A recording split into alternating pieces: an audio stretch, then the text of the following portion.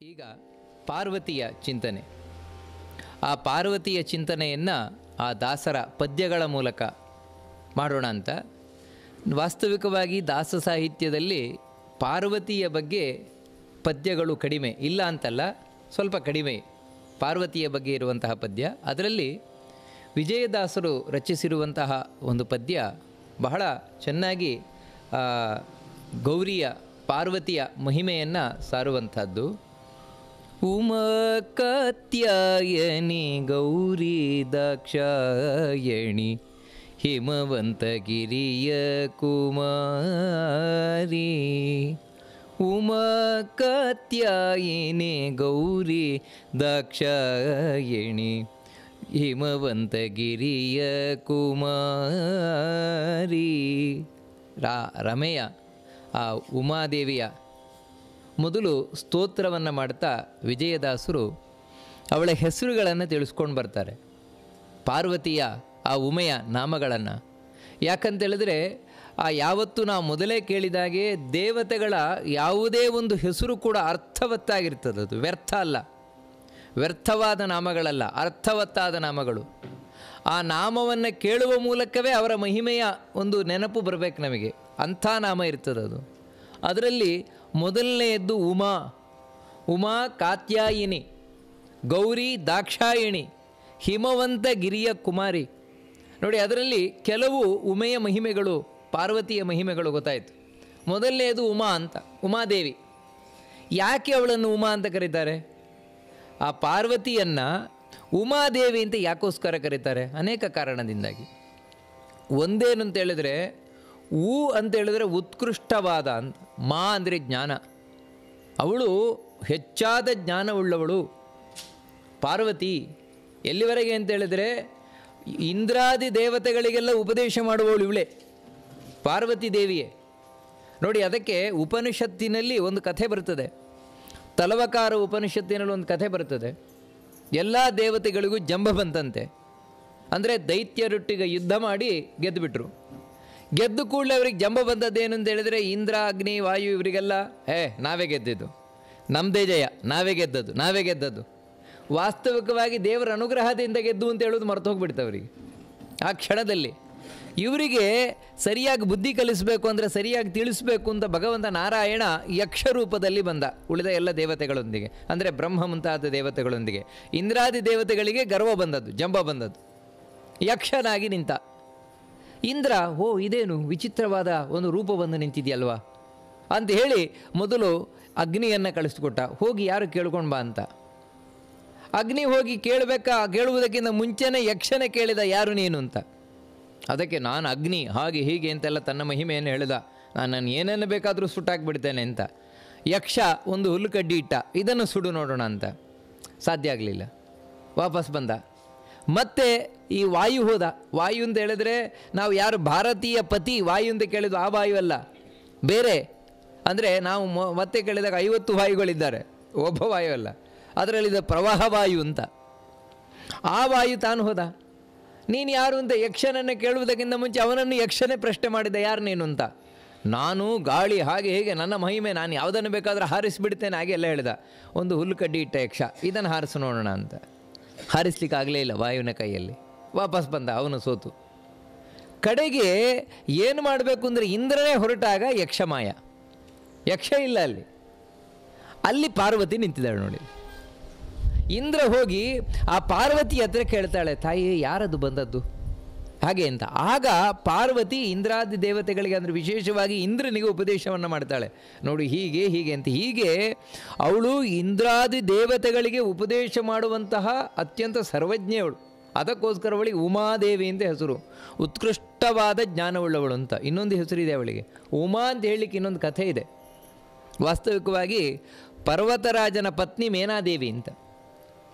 ಆ ಮೇನಾದೇವಿಗೆ 3 ಮಕ್ಕಳು. ಅಪರ್ಣ ಅಂತೊಬ್ಬಳು, ಏಕಪರ್ಣ ಅಂತೊಬ್ಬಳು, ಪಾಟಲಪರ್ಣ ಅಂತೊಬ್ಬಳು, 3 ಹೆಣ್ಣುಮಕ್ಕಳು. ಈ 3 ಕೂಡ ತಪಸ್ಸು ಮಾಡಲಿಕ್ಕೆ ಶುರು ಮಾಡಿದ್ರಂತೆ. ಅದರಲ್ಲಿ ಒಬ್ಬಳು ಏಕಪರ್ಣ ದಿನಕ್ಕೆ ಒಂದೊಂದು ಎಲೆಯನ್ನು ತಿಂತ ತಪಸ್ಸು ಮಾಡ್ತಾ ಇದ್ದಾಳಂತೆ. ಇನ್ನೊಬ್ಬಳು ಪಾಟಲ ಅಂತ ಹೇಳಿದ್ರೆ ಈ ಚಿಗುರೇನು ಬರ್ತದೆ ಅದನ್ನು ತಿಂದು ತಾನು ತಪಸ್ಸು ಮಾಡಿದ್ಲೆ. ಇವಳು ಅಪರ್ಣ ಮಾತ್ರ ಏನನ್ನೂ ತಿಂತಾ ಇಲ್ವಂತೆ. ಏನನ್ನು ತಿನ್ನದೆ ಕಠಿಣವಾದ ತಪಸ್ಸು ಮಾಡ್ತಾ ಇದ್ದಾಳಂತೆ. ಅದನ್ನು ನೋಡಿ ಆ ಮೀನಾದೇವಿಗೆ ಬಹಳ ದುಃಖ ಆಯ್ತಂತೆ. ಅಯ್ಯೋ, ಮಗಳು ಈ ರೀತಿ ಏನೂ ತಗೊಳ್ಳದೆ ತಪಸ್ಸು ಮಾಡ್ತಾ ಇದ್ದಾಳಂತೇಳಿ ಅಂತ ಹೇಳಿದಂತೆ.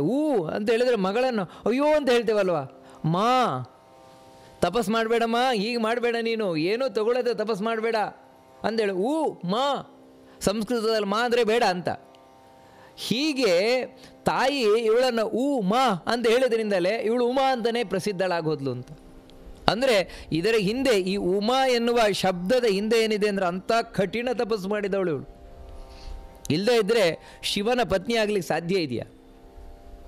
ಯಾಕಂತ ಹೇಳಿದರೆ ಶಿವ ಎಲ್ಲರಂತೆಲ್ಲ, ಅವನು ಕೈಲಾಸ ಇದರಲ್ಲಿ ಸ್ಮಶಾನದಲ್ಲಿರುವವನು, ಬೂದಿಯನ್ನು ಬಳ್ಕೊಂಡವನು, ಉಗ್ರನಾಗಿರುವವನು. ಅದಕ್ಕೆ ಭಾಗವತದಲ್ಲಿ ಹೇಳ್ಬೇಕಾದ್ರೆ ಭವಾನಿ ವಭವಂ ಪ್ರಭುಂ ಅಂತ ಹೇಳ್ತಾರೆ. ಈ ದೇವಹೂತಿ ಹೇಗೆ ತನ್ನ ಗಂಡ ಕರ್ದಮನನ ಸೇವೆ ಮಾಡಿದ್ದು ಅಂತ ಹೇಳಿದ್ರೆ ಪಾರ್ವತಿ ಶಿವನ ಸೇವೆ ಮಾಡಿದಾಗೆ ಅಂತ. ಯಾಕಂತೇಳಿದ್ರೆ ಇದನ್ನು ಪರ್ವತರಾಜನೇ ಹೇಳ್ತಾನೆ. ಇವಳು ಪಾರ್ವತಿ ಶಿವನನ್ನು ಮದುವೆ ಆಗಬೇಕು ಅಂತ ಇಷ್ಟಪಟ್ಟಳು. ನಾನು ಶಿವನನ್ನು ಮದುವೆ ಆಗಬೇಕಂದ್ರೆ ಶಿವನ ಗುಣಗಳನ್ನೆಲ್ಲ ತಿಳ್ಕೊಂಡು ಶಿವನನ್ನು ಮದುವೆ ಆಗಬೇಕು ಅಂತ. ಪರ್ವತರಾಜ ಆಯಿತು ಅಂತ, ಆಯಿತು ನನ್ನ ಮಗಳನ್ನು ಶಿವನಿಗೆ ಕೊಟ್ಟು ಮದುವೆ ಮಾಡೋಣ, ಪಾಪ ಮಗಳು ಇಷ್ಟಪಡ್ತಾ ಇದ್ದಾಳಲ್ವ ಅಂಥೇಳಿ ತಾನು ಕರ್ಕೊಂಡು ಹೊರಟ. ಹೋಗಬೇಕಾದ್ರೆ ದಾರಿ ಮಧ್ಯದಲ್ಲಿ ಮನ್ಮಥನ ರಾಣಿ ಪತ್ನಿ ರತಿದೇವಿ ಹತ್ಕೊಂಡು ಕೂತಿದ್ದಾಳು. ಕೇಳ್ತಾನೆ ಪರ್ವತರಾಜ, ಯಾಕಮ್ಮ, ಯಾಕೆ ಅಳ್ತಾ ಇದೆಯಾ, ಏನು ಕತೆ ಅಂತ. ಅದಕ್ಕೆ ಅವಳ ರತಿ ಹೇಳ್ತಾಳೆ, ಈ ರೀತಿ ನನ್ನ ಗಂಡ ಏನೋ ಒಳ್ಳೇದು ಮಾಡ್ಲಿಕ್ಕೆ ಹೋದ್ರು, ಶಿವ ಸಿಟ್ಟಿನಿಂದ ನೋಡಿ ಸುಟ್ಟು ಭಸ್ಮ ಮಾಡಿಬಿಟ್ಟ, ನನ್ನ ಗಂಡ ಇಲ್ಲ ಅಂತ ಮಾಡಿಬಿಟ್ಟ, ಈ ರೀತಿ ಮಹಾ ಸಿಟ್ಟು ಶಿವನಿಗೆ ಅಂತ, ಅವನನ್ನು ತಡ್ಕೊಳ್ಳಿಕ್ಕೆ ಯಾರ ಕೈಯಿಂದಲೂ ಆಗೋಲ್ಲ ಅಂತ. ಅದನ್ನು ಕೇಳಿ ಪರ್ವತರಾಜ ಹೇಳ್ತಾನೆ, ನಿನಗೆ ಅವನನ್ನು ಮದುವೆ ಆಗ್ಲಿಕ್ಕೆ ಆಗೋಲ್ಲ ಅಂತ. ಯಾಕಂತ ಹೇಳಿದ್ರೆ ಅವನೊಂದು ದೊಡ್ಡ ಬೆಂಕಿ ಇದ್ದಾಗೆ, ಶಿವ ಅಂತ ಹೇಳಿದ್ರೆ ಬೆಂಕಿ ಇದ್ದಾಗೆ, ಅದರ ಮುಂದೆ ನೀನು ಸುಟ್ಟು ಭಸ್ಮ ಆಗಿಬಿಡ್ತೀಯ, ನಿನ್ನ ಕೈಲಿ ಆಗೋಲ್ಲ. ಆ ರೀತಿ ಹೇಳ್ತಾರೆ. ಪರ್ವತರಾಜ ಹೇಳ್ತಾನೆ, ಋಷಿಗಳು ಹೇಳ್ತಾರೆ, ಸಪ್ತ ಋಷಿಗಳು ಬಂದು ನಿನಗಾಗಲ್ಲ ಅಂತ. ಇವಳು ಹಠ ತೊಟ್ಟು ಕೂತ್ಕೊಳ್ತಾಳೆ ನೋಡಿ, ಯಾಕಾಗೋಲ್ಲ, ಶಿವ ಒಂದು ಬೆಂಕಿ ಆದರೆ ನಾನು ಒಂದು ಬೆಂಕಿ ಆಗ್ತೇನೆ, ಬೆಂಕಿಗೆ ಬೆಂಕಿ ಏನು ಮಾಡೋಲ್ವಲ್ಲ ಅಂತ ಹೇಳಿ ತಾನು ಕೂಡ ಕಠಿಣವಾದ ತಪಸ್ಸನ್ನು ಮಾಡಿ ಅಂತ ಹೇಳಿದರೆ ಶಿವನಿಗೆ ಸರಿಯಾದ ಪತ್ನಿ ತಾನಾಗಬೇಕು ಅಂತ ಕಠಿಣವಾದ ತಪಸ್ಸನ್ನು ಮಾಡಿ ಶಿವನ ಅನುಗ್ರಹವನ್ನು ಪಡೆದು ಪತ್ನಿಯಾದದ್ದವಳು ನೋಡಿ. ಹೀಗೆ ಕಠಿಣ ತಪಸ್ಸಿನಿಂದಾಗಿ ಪತ್ನಿಯಾದವಳು. ಇದನ್ನೇ ಹೇಳ್ತಾರೆ, ಸ್ವಭಕ್ತಿಲತೆಯ ವಶೀಕೃತವತಿ ಸತೀಯಂ ಸತಿ. ಇಲ್ಲದೇ ಇದ್ದರೆ ವೈರಾಗ್ಯ ಶಿಖಾಮಣಿಯಾದಂಥ ಶಿವ ಪಾರ್ವತಿಯನ್ನು ಮದುವೆ ಆಗುವುದು ಅಂತ ಹೇಳಿದರೆ ಏನು? ಪಾರ್ವತಿಗೆ ಮರಳಾದದ್ದು ಅವಳ ರೂಪಕ್ಕಲ್ಲ ಶಿವ, ಅವಳಂಥ ಚೆಲುವೆ. ಅದನ್ನು ಮುಂದೆ ಹೇಳ್ತಾರೆ ಎಂಥ ಚೆಲುವೆ ಅವಳು ಅಂತ. ಅದಕ್ಕೂ ಅಷ್ಟಕ್ಕೆ ಮರಳಾದದ್ದಲ್ಲ, ಮತ್ತು ಅವಳ ಭಕ್ತಿಗೆ, ಆ ಪಾರ್ವತಿಯ ಭಕ್ತಿಗೆ ಶಿವ ಒಲಿದು ಅವಳನ್ನು ವಿವಾಹವಾದ. ಹೀಗೆ ಇವಳು ಶಿವನನ್ನೇ ಒಲಿಸಿಕೊಳ್ಳುವಂತಹ ಶ್ರೇಷ್ಠವಾದ ತಪಸ್ಸುಳ್ಳವಳು. ಅದಕ್ಕೆ ಅವಳಿಗೆ ಉಮಾ ಅಂತ ಹೆಸರು. ದೊಡ್ಡ ಜ್ಞಾನಿಯಾದವಳು, ಅದಕ್ಕೆ ಅವಳಿಗೆ ಉಮಾ ಅಂತ ಹೆಸರು. ಇನ್ನೊಂದು ಹೆಸರು ಕಾತ್ಯಾಯಿನಿ ಅಂತ. ಉಮಾ ಕಾತ್ಯಾಯನಿ, ಕಾತ್ಯಾಯಿನಿ ಅಂತ ನೋಡಿ. ಕಾತ್ಯಾಯಿನಿ ಅನ್ನುವ ಶಬ್ದದಲ್ಲಿ ಮಾತ್ರ ತುಂಬ ಒಬ್ಬೊಬ್ಬರು ಒಂದೊಂದು ರೀತಿ ಅರ್ಥ ಹೇಳ್ತಾರೆ. ಸಾಮಾನ್ಯ ಕಥ ಗೋತ್ರದಲ್ಲಿ ಇವಳು ಕಥ ಅಂತ ಒಂದು ಗೋತ್ರ, ಆ ಗೋತ್ರದಲ್ಲಿ ಅಂದರೆ ಆ ವಂಶದಲ್ಲಿ ಇವಳು ಹಿಂದೆ ಹುಟ್ಟಿ ಬಂದಳು, ಅದಕ್ಕೋಸ್ಕರ ಇವಳಿಗೆ ಕಾತ್ಯಾಯಿನಿ ಅಂತ ಕರೀತಾರೆ ಅಂತ ಅನೇಕ ಮಂದಿ ಹೇಳುವಂಥದ್ದು. ಆದರೆ ನೋಡಿ, ಇದಕ್ಕೆ ಸಂಬಂಧಪಟ್ಟ ಹಾಗೆ ವಾಮನ ಪುರಾಣದಲ್ಲಿ ಒಂದು ಕಥೆ ಬರ್ತದೆ ಕಾತ್ಯಾಯಿನಿ ಅಂತ. ಕೆಲವರ ಪ್ರಕಾರ ಕಾತ್ಯಾಯಿನಿ ಅಂತ ಅದಕ್ಕೆ ಅರ್ಥ ಅಲ್ಲ, ಅದು ಶಬ್ದ ಅಲ್ಲ, ಕಾರ್ತ್ಯಾಯಿನಿ ಅಂತ. ಕಾರ್ತ್ಯಾಯಿನಿ ಅಂತ ಅಲ್ಲಿರುವಂಥದ್ದು ನಿಮಗೆ ಈ ಭಾಗವತದಲ್ಲೂ ಕೂಡ ಬರ್ತದೆ. ಕಾತ್ಯಾಯನಿ ಮಹಾಮಾಯೇ ಮಹಾಯೋಗಿನ್ಯಧೀಶ್ವರಿ ನಂದಗೋಪಸುತಂ ದೇವಿ ಪತಿಮ್ನೇ ಕುರುತೆ ನಮಃ ಅಂತ. ಅಲ್ಲಿ ಕಾರ್ತ್ಯಾಯಿನಿ ಅಂತ ಆಗಬೇಕು ಅಂತ ಕೆಲವರದ್ದು, ಕಾತ್ಯಾಯಿನಿ ಅಂತ ಕೆಲವರದ್ದು. ನೋಡಿ, ಕಾತ್ಯಾಯಿನಿ ಅಂತ ಹೇಳಿದ್ರೆ ಅದಕ್ಕೊಂದು ಕಥೆ ಇದೆ, ವಾಮನ ಪುರಾಣದಲ್ಲಿ ಬರ್ತದೆ. ಇದು ವಿಶೇಷವಾಗಿ ದುರ್ಗಾರೂಪಕ್ಕೆ ಸಂಬಂಧಪಟ್ಟ ಶಬ್ದ. ಇದು ಪಾರ್ವತಿಯ ದುರ್ಗಾರೂಪ. ಅಂದರೆ ಯಾವಾಗ ಎಲ್ಲ ದೇವತೆಗಳು ಪ್ರಾರ್ಥನೆ ಮಾಡಿಕೊಂಡ್ರು ದುರ್ಗೆ ಅವತಾರ ಮಾಡಿ ಬರಬೇಕು ಅಂತ, ಆವಾಗ ಎಲ್ಲರ ಒಳಗಿಂದಲೂ ಕೂಡ ಆ ಕೂತಿದ್ದಂತಹ ದುರ್ಗಾರೂಪ ಹೇಳ್ತೇವಲ್ಲ, ಯಾ ದೇವಿ ಸರ್ವಭೂತೇಶು, ಎಲ್ಲರೊಳಗೂ ದೇವಿ ಕೂತಿದ್ದಾಳೆ. ಅವಳು ಬಂದಳು ಹೇಗೆ ಅಂತ ಹೇಳಿದ್ರೆ ತೇಜೋರೂಪವಾಗಿ. ಅದು ಬೆಳಕದು, ಬೆಳಕಿನ ಪುಂಜ, ಬೆಳಕಿನ ಪುಂಜವಾಗಿ ಬಂತು. ಆ ಎಲ್ಲ ಬೆಳಕಿನ ಪುಂಜ ಒಂದು ಕಡೆ ಸೇರಿತಂತೆ, ಬೃಹದಾಕಾರವಾಗಿ ತಾನು ದೊಡ್ಡ ಬೆಳಕಿನ ಪುಂಜ ಆಯ್ತಂತೆ. ಅದೇ ದುರ್ಗೆ. ಯಾಕಂತ ಹೇಳಿದ್ರೆ ಕತ್ತಲೆಗೆ ವಿರುದ್ಧವಾಗಿರುವವಳು. ಇಷ್ಟು ನಾವು ದೇವಿ ಮಹಾತ್ಮೆ ಎಲ್ಲೆಲ್ಲ ಕೇಳ್ತೇವೆ. ಆದರೆ ವಾಮನ ಪುರಾಣ ಇನ್ನೊಂದು ವಿಶೇಷ ಹೇಳ್ತದೆ. ಅಲ್ಲಿಂದ ಆ ಬೆಳಗ್ಗಿನ ಪುಂಜ ಅಂದರೆ ದುರ್ಗೆ ತಾನು ಸೀದಾ ಕಾತ್ಯಾಯನ ಋಷಿಗಳ ಆಶ್ರಮಕ್ಕೆ ಹೋದ್ಲಂತೆ. ಕಾತ್ಯಾಯನ ಋಷಿಗಳ ಆಶ್ರಮಕ್ಕೆ ಹೋಗಿ ಅಲ್ಲಿ ಎಲ್ಲ ಋಷಿಗಳಿಂದ ಪೂಜಿಸಲ್ಪಟ್ಲಂತೆ. ಆಗ ಅಲ್ಲಿ ಕಾತ್ಯಾಯನ ಋಷಿಗಳ ಒಳಗಿನಿಂದ ವಿಶೇಷವಾಗಿ ಒಂದು ತೇಜಸ್ ಬಂತು. ಅಂದರೆ ಅಲ್ಲಿ ದುರ್ಗಾರೂಪ ಕೂತಿತ್ತು, ಅದು ಬಂದು ಸೇರಿಕೊಳ್ತಂತೆ. ಆವಾಗ ಅವಳು ಕಾತ್ಯಾಯನಿ ಅಂತ ಪ್ರಸಿದ್ಧ ಆದ್ಲು. ಅಂದರೆ ಕಾತ್ಯಾಯನರ ಹತ್ತಿರ ಹೋಗಿ ಕಾತ್ಯಾಯನರಿಂದಾಗಿ ತಾನು ಪೂಜಿಸಲ್ಪಟ್ಟದ್ರಿಂದಾಗಿ, ಕಾತ್ಯಾಯನರ ಒಳಗಿದ್ದ ಋಷಿ ಆ ದುರ್ಗಾರೂಪ ಸೇರಿದ್ರಿಂದಾಗಿ ಕಾತ್ಯಾಯಿನಿ ಅಂತ ಪ್ರಸಿದ್ಧವಾದ್ಲು ಅಂತ ಇದು ವಾಮನ ಪುರಾಣ ಹೇಳುವಂಥ ಕತೆ. ಅಂತೇಳಿದರೆ ಕಾತ್ಯಾಯನಿ ಅನ್ನುವಂಥದ್ದು ಈ ಪಾರ್ವತಿಯ ದುರ್ಗಾರೂಪ, ಅದಕ್ಕೆ ಸಂಬಂಧಪಟ್ಟಾಗ ಹೇಳ್ತಾ ಇರುವಂಥದ್ದು ನೋಡಿ. ಅದಕ್ಕೋಸ್ಕರವೇ ಕಾತ್ಯಾಯನಿ ಮಹಾಮಾಯೆ ಮಹಾಯೋಗಿನ್ಯಧೀಶ್ವರಿ ನಂದಗೋಪ ಸುತಂ ದೇವಿ ವಿಶೇಷವಾಗಿ ಪಾರ್ವತಿಯ ರೂಪವನ್ನು ಪೂಜೆ ಮಾಡಿದರು. ಯಾರು? ಎಲ್ಲ ಗೋಪಿಕಾಸ್ತ್ರೀಯರು. ಅಂದರೆ ಪಾರ್ವತಿಯ ದುರ್ಗಾರೂಪ. ಯಾಕಂದರೆ ಮುಂದೆ ಹೇಳ್ತಾರೆ ಭದ್ರಕಾಳಿಯಿಂದನೇ ಬರ್ತದಲ್ಲಿ. ಭದ್ರಕಾಳಿಯಾಗಿರುವವಳು ಅವಳು ಪಾರ್ವತಿ. ಅವಳೊಳಗೆ ವಿಶೇಷವಾಗಿ ಲಕ್ಷ್ಮಿಯನ್ನು ಆರಾಧನೆ ಮಾಡಿದರು. ಯಾಕೆ ಪಾರ್ವತಿಯನ್ನೇ ಆರಾಧನೆ ಮಾಡಿದ್ರು ಅವರು ಅಂತ ಹೇಳಿದರೆ, ಇದೂ ಕೂಡ ಶಾಸ್ತ್ರದಲ್ಲಿದೆ. ಮದುವೆ ಆಗಬೇಕು ಅಂತ ಹೇಳಿದ್ರೆ ಪಾರ್ವತಿ ಆರಾಧನೆಯನ್ನು ಮಾಡಬೇಕು ಅಂತ. ಪಾರ್ವತಿಯ ಆರಾಧನೆಯನ್ನು ದಾಂಪತ್ಯ ಅಂದರೆ ಈ ದಾಂಪತ್ಯ ಸುಖಕ್ಕೋಸ್ಕರ, ಅಂದರೆ ಗಂಡ ಹೆಂಡತಿ ಚೆನ್ನಾಗಿರಬೇಕಾ, ಅದಕ್ಕೆ ಗೌರಿಯ ಆರಾಧನೆ ಮಾಡಬೇಕು ನೋಡಿ. ಅದಕ್ಕಾಗಿಯೇ ಶಾಸ್ತ್ರಗಳಲ್ಲಿ ಗೌರಿ ವ್ರತ, ಸ್ವರ್ಣ ಗೌರಿ ವ್ರತ ಮುಂತಾದಂತಹ ಈ ಗೌರಿ ವ್ರತಗಳನ್ನೆಲ್ಲ ಹೇಳ್ಕೊಂಡು ಹೋಗ್ತಾರೆ. ಯಾಕೋಸ್ಕರ ಅಂತ ಹೇಳಿದ್ರೆ ದಾಂಪತ್ಯಕ್ಕೋಸ್ಕರ. ದಾಂಪತ್ಯ ಸುಖ ಚೆನ್ನಾಗಿರಬೇಕು, ಗಂಡ ಹೆಂಡತಿ ಚೆನ್ನಾಗಿರಬೇಕು ಅಂತ ಹೇಳಿದ್ರೆ ಅದನ್ನು ಮಾಡಿ ಅಂಥ ವ್ರತಗಳನ್ನು ಮಾಡಿ ಅಂತಷ್ಟೆ ಹೇಳುವಂಥದ್ದು. ಹೀಗೆ ದಾಂಪತ್ಯಕ್ಕೋಸ್ಕರ ವಿಶೇಷವಾಗಿ ಗೌರಿ ಆರಾಧನೆ. ಇವರಿಗೆ ನಮಗೆ ಗಂಡ ಸಿಗಬೇಕು ಕೃಷ್ಣನೇ, ಅದಕ್ಕೋಸ್ಕರ ಅವರು ಆರಾಧನೆಯನ್ನು ಮಾಡಿದರು. ಎಲ್ಲಿ ಅಂತ ಹೇಳಿದ್ರೆ ಗೌರಿ, ಆ ಗೌರಿಯ ಒಳಗಿರುವಂತಹ ಲಕ್ಷ್ಮಿಯನ್ನು ವಿಶೇಷವಾಗಿ. ಯಾಕಂದರೆ ಎಲ್ಲ ಗೋಪಿಕಾಸ್ತ್ರೀಯರು ಕೃಷ್ಣನ ಮಹಾಭಕ್ತರು, ವಿಷ್ಣುವಿನ ಮಹಾಭಕ್ತರು. ಆ ಕಾರಣದಿಂದಾಗಿ ಇವಳು ಕಾತ್ಯಾಯಿನಿ ಅಂತ ಕರೆಯಲ್ಪಡುವವಳು. ಈ ರೀತಿ ಇನ್ನೂ ಒಂದು ಅರ್ಥವನ್ನು ಹೇಳ್ತಾರೆ ಕಾತ್ಯಾಯನಿ ಅಂತ ಹೇಳಿದರೆ. ವಾಸ್ತವಿಕವಾಗಿ ಕಾತ್ಯಾಯನ ಅಂತ ಹೇಳಿದ್ರೆ ದಕ್ಷನ ಮಗಳು ಅಂತ ಕೆಲವರು ಅರ್ಥವನ್ನು ಹೇಳುವವರು ಕೂಡ ಇದ್ದಾರೆ. ಈ ರೀತಿ ನಾನಾ ವಿಧವನ್ನು ಅರ್ಥ ಮಾಡ್ತಾರೆ. ಒಟ್ಟಿಗೆ ಏನು ಅಂತ ಹೇಳಿದ್ರೆ ಇಲ್ಲಿ ಇದೊಂದು ದುರ್ಗಾರೂಪಕ್ಕೆ ಸಂಬಂಧಪಟ್ಟಾಗಿರುವಂಥದ್ದು. ಉಮಾ, ಕಾತ್ಯಾಯಿನಿ, ಗೌರಿ ಮುಂದಿನದ್ದು. ಗೌರಿ ಅಂತ ಅವಳನ್ನು ಕರೀತಾರೆ. ಯಾಕೆ ಅಂತ ಹೇಳಿದ್ರೆ ಇದು ಮಾತ್ರ ಗೌರಿ ಅನ್ನುವಂಥದ್ದು ಮಾತ್ರ ಅವಳ ಬಣ್ಣಕ್ಕೆ ಸಂಬಂಧಪಟ್ಟಾಗಿರುವಂಥದ್ದು. ಅವಳ ಮೈ ಬಣ್ಣ ಯಾವ ರೀತಿಯ ಮೈ ಬಣ್ಣ ಅಂತ ಹೇಳಿದ್ರೆ ಗೌರವರ್ಣ ಅವಳದು. ಗೌರ ಅಂತ ಹೇಳಿದ್ರೆ ಬಂಗಾರದ ಬಣ್ಣ, ಬಂಗಾರದ ಬಣ್ಣದಿಂದ ಕೂಡಿದ ಮೈಯುಳ್ಳವಳಾದ್ದರಿಂದಾಗಿ ಅವಳಿಗೆ ಗೌರಿ ಅಂತ ಹೆಸರು. ಸ್ವರ್ಣ ಗೌರಿ ನೀವು ಕೇಳಿರ್ಬೋದು, ಸ್ವರ್ಣ ಗೌರಿ ವ್ರತ. ಯಾಕೆ ಸ್ವರ್ಣ ಗೌರಿ ಅಂತ ಹೇಳಿದ್ರೆ ಸ್ವರ್ಣ ವರ್ಣದಂತೆ ಕೂಡಿರುವಂತಹ ಅವಳು ಆ ಗೌರಿ, ಅವಳ ಆರಾಧನೆ, ಪಾರ್ವತಿ ಆರಾಧನೆ.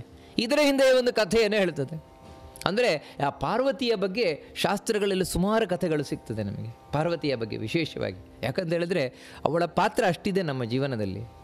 ಆ ಪಾರ್ವತಿಯ ಅನುಗ್ರಹ ನಮ್ಮ ಜೀವನದಲ್ಲಿ, ಪ್ರತಿಯೊಬ್ಬರ ಜೀವನದಲ್ಲಿ ಎಷ್ಟು ಮುಖ್ಯವಾಗಿದೆ ಅದನ್ನು ನಾವು ಗಮನಿಸಬೇಕಾದದ್ದು ನೋಡಿ. ಅದರಿಂದಾಗಿ ಅವಳ ಮಹಿಮೆ ಹೆಚ್ಚು ಸಿಗ್ತದೆ, ಲಕ್ಷ್ಮಿಯ ಮಹಿಮೆ ಹೆಚ್ಚು ಸಿಗ್ತದೆ, ಪಾರ್ವತಿಯ ಮಹಿಮೆ ಹೆಚ್ಚು ಸಿಗ್ತದೆ. ಸರಸ್ವತಿಯದ್ದೇ ಕಡಿಮೆ. ಸರಸ್ವತಿಯ ಬಗ್ಗೆ ನಮಗೆ ಸಿಗುವಂಥದ್ದು ತುಂಬ ಕಡಿಮೆ ಆದ, ವೇದಗಳಲ್ಲಿ ಹೆಚ್ಚು ಸಿಗ್ತದೆ ಹೊರತು ಪುರಾಣ ಮುಂತಾದವುಗಳಲ್ಲಿ ಕಡಿಮೆ. ಇಲ್ಲಿಯೂ ಕೂಡ ಹೇಳ್ತಾರೆ. ವಾಸ್ತವಿಕವಾಗಿ ಗೌರಿ ಅಂತ ಕರೀಲಿಕ್ಕೆ ಕಾರಣ ಏನೆಂದರೆ, ಮೊದಲು ಅವಳು ಪರ್ವತರಾಜನ ಕುಮಾರಿಯಾಗಿದ್ಲು ಅಪರ್ಣ ಆಗಿದ್ದಾಗ ಅವಳು ಕಪ್ಪಿದ್ಲಂತೆ. ಯಾಕಂದರೆ ಪರ್ವತರಾಜ ಕಪ್ಪಲ್ವ, ಅದಕ್ಕೆ ಕಪ್ಪಿದ್ಲಂತೆ. ಅವಳು ಕಾಳಿ ಆಗಿದ್ಲಂತೆ. ಅವಳನ್ನು ವಿವಾಹವಾದಾಗ, ಪಾರ್ವತಿಯನ್ನು ವಿವಾಹ ಆದಮೇಲೆ ಶಿವ ಹೀಗೆ ತಮಾಷೆಗೆ ಕಾಳಿ ಕಾಳಿ ಕಾಳಿ ಅಂತ ಕರಿತಾ ಇದ್ದಂತೆ. ಅಂದರೆ ಕಪ್ಪು ಅಂತ ಕರಿತಾ ಇದ್ಲಂತೆ ಅವಳನ್ನು. ಒಂದು ಸಲ ಅವಳದನ್ನು ಬಹಳ ಗಂಭೀರವಾಗಿ ತಗೊಂಡಂತೆ. ಪಾರ್ವತಿ, ನೀವು ನನ್ನನ್ನು ಯಾವಾಗಲೂ ಕಪ್ಪು ಅಂತ ತಮಾಷೆ ಮಾಡ್ತಾ ಇರ್ತೀರಿ, ನನಗೆ ಅವಮಾನ ಮಾಡ್ತಾ ಇರ್ತೀರಿ, ನೀವು ಕಪ್ಪು ಅಂತ ನನಗೆ ಅವಮಾನ ಮಾಡ್ತಾ ಇರ್ತೀರಿ, ನಾನು ಇರೋದೇ ಇಲ್ಲ, ನಾನು ಹೊರಟುಬಿಡ್ತೇನೆ ಅಂತ ಹೇಳಿದ್ನಂತೆ. ಶಿವ ಸಮಾಧಾನ ಪಡಿಸಿದ್ನಂತೆ, ಇಲ್ಲ ನಾನು ತಮಾಷೆಗೆ ಹೇಳಿದ್ದಷ್ಟೇ, ನೀನು ಅದನ್ನಷ್ಟು ಗಂಭೀರವಾಗಿ ಸೀರಿಯಸ್ ಆಗಿ ತಗೊಳ್ಬೇಡ, ತಮಾಷೆಗೆ ಹೇಳಿದ್ದಷ್ಟೇ. ಇಲ್ಲ ನೀವು ತಮಾಷೆಗೆ ಹೇಳಿದ್ದಲ್ಲ, ನೀವು ಅದನ್ನು ಗಂಭೀರವಾಗಿ ಹೇಳಿದ್ದು, ಸೀರಿಯಸ್ ಆಗಿ ಹೇಳಿದ್ದು. ಬೇಡ ನನಗೆ ಈ ದೇಹ ಇದ್ದರೆ ತಾನೇ ನನ್ನನ್ನು ಕಾಳಿಂದ ನೀವು ಕರೆಯೋದು, ಕಪ್ಪು ಅಂತ ಕರೆಯೋದು, ಅದಕ್ಕೆ ಬೇಡ ಅಂತ ಹೇಳಿ ತಪಸ್ಸಿಗೆ ಹೋದ್ಲಂತೆ ನೋಡಿ. ತಪಸ್ಸಿಗೋಗಿ ಬ್ರಹ್ಮದೇವರನ್ನು ಕುರಿತು ತಪಸ್ಸು ಮಾಡ್ತಾಳೆ ಪಾರ್ವತಿ. ಬ್ರಹ್ಮದೇವರನ್ನು ಕುರಿತು ತಪಸ್ಸು ಮಾಡಿ ತಾನು ವರವನ್ನು ಪಡಿತಾಳೆ. ನನಗೆ ಈ ದೇಹ ಬೇಡ, ಈ ದೇಹವನ್ನು ಬಿಡ್ತೇನೆ, ನನಗೆ ಗೌರವರ್ಣದಿಂದ ಬಂಗಾರದ ಬಣ್ಣದ ದೇಹ ಬೇಕು ಅಂತ. ತಥಾಸ್ತು ಅಂತ ಹೇಳ್ತಾರೆ. ಚತುರ್ಮುಖ ಬ್ರಹ್ಮದೇವರು ತಥಾಸ್ತು ಅಂತ ಹೇಳ್ತಾರೆ. ಹಾಗೆ ತಾನು ಆ ಕಪ್ಪು ದೇಹವನ್ನು ಬಿಟ್ಲು, ಬಂಗಾರದ ಬಣ್ಣದ ದೇಹವನ್ನು ಪಡೆದ್ಲು. ಅದೇ ಗೌರಿ.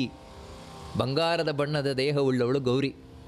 ತಾನು ಬಂದು ಶಿವನ ಮೇಲೆ ಕೂತ್ಲು, ಶಿವನ ತೊಡೆಯ ಮೇಲೆ ಕೂತ್ಲು. ಹೀಗೆ ತೊಡೆಯ ಮೇಲೆ ಕುಳಿತಿರುವಂತಹ ಪಾರ್ವತಿಯ ಬಣ್ಣ ಗೌರ ಬಣ್ಣ.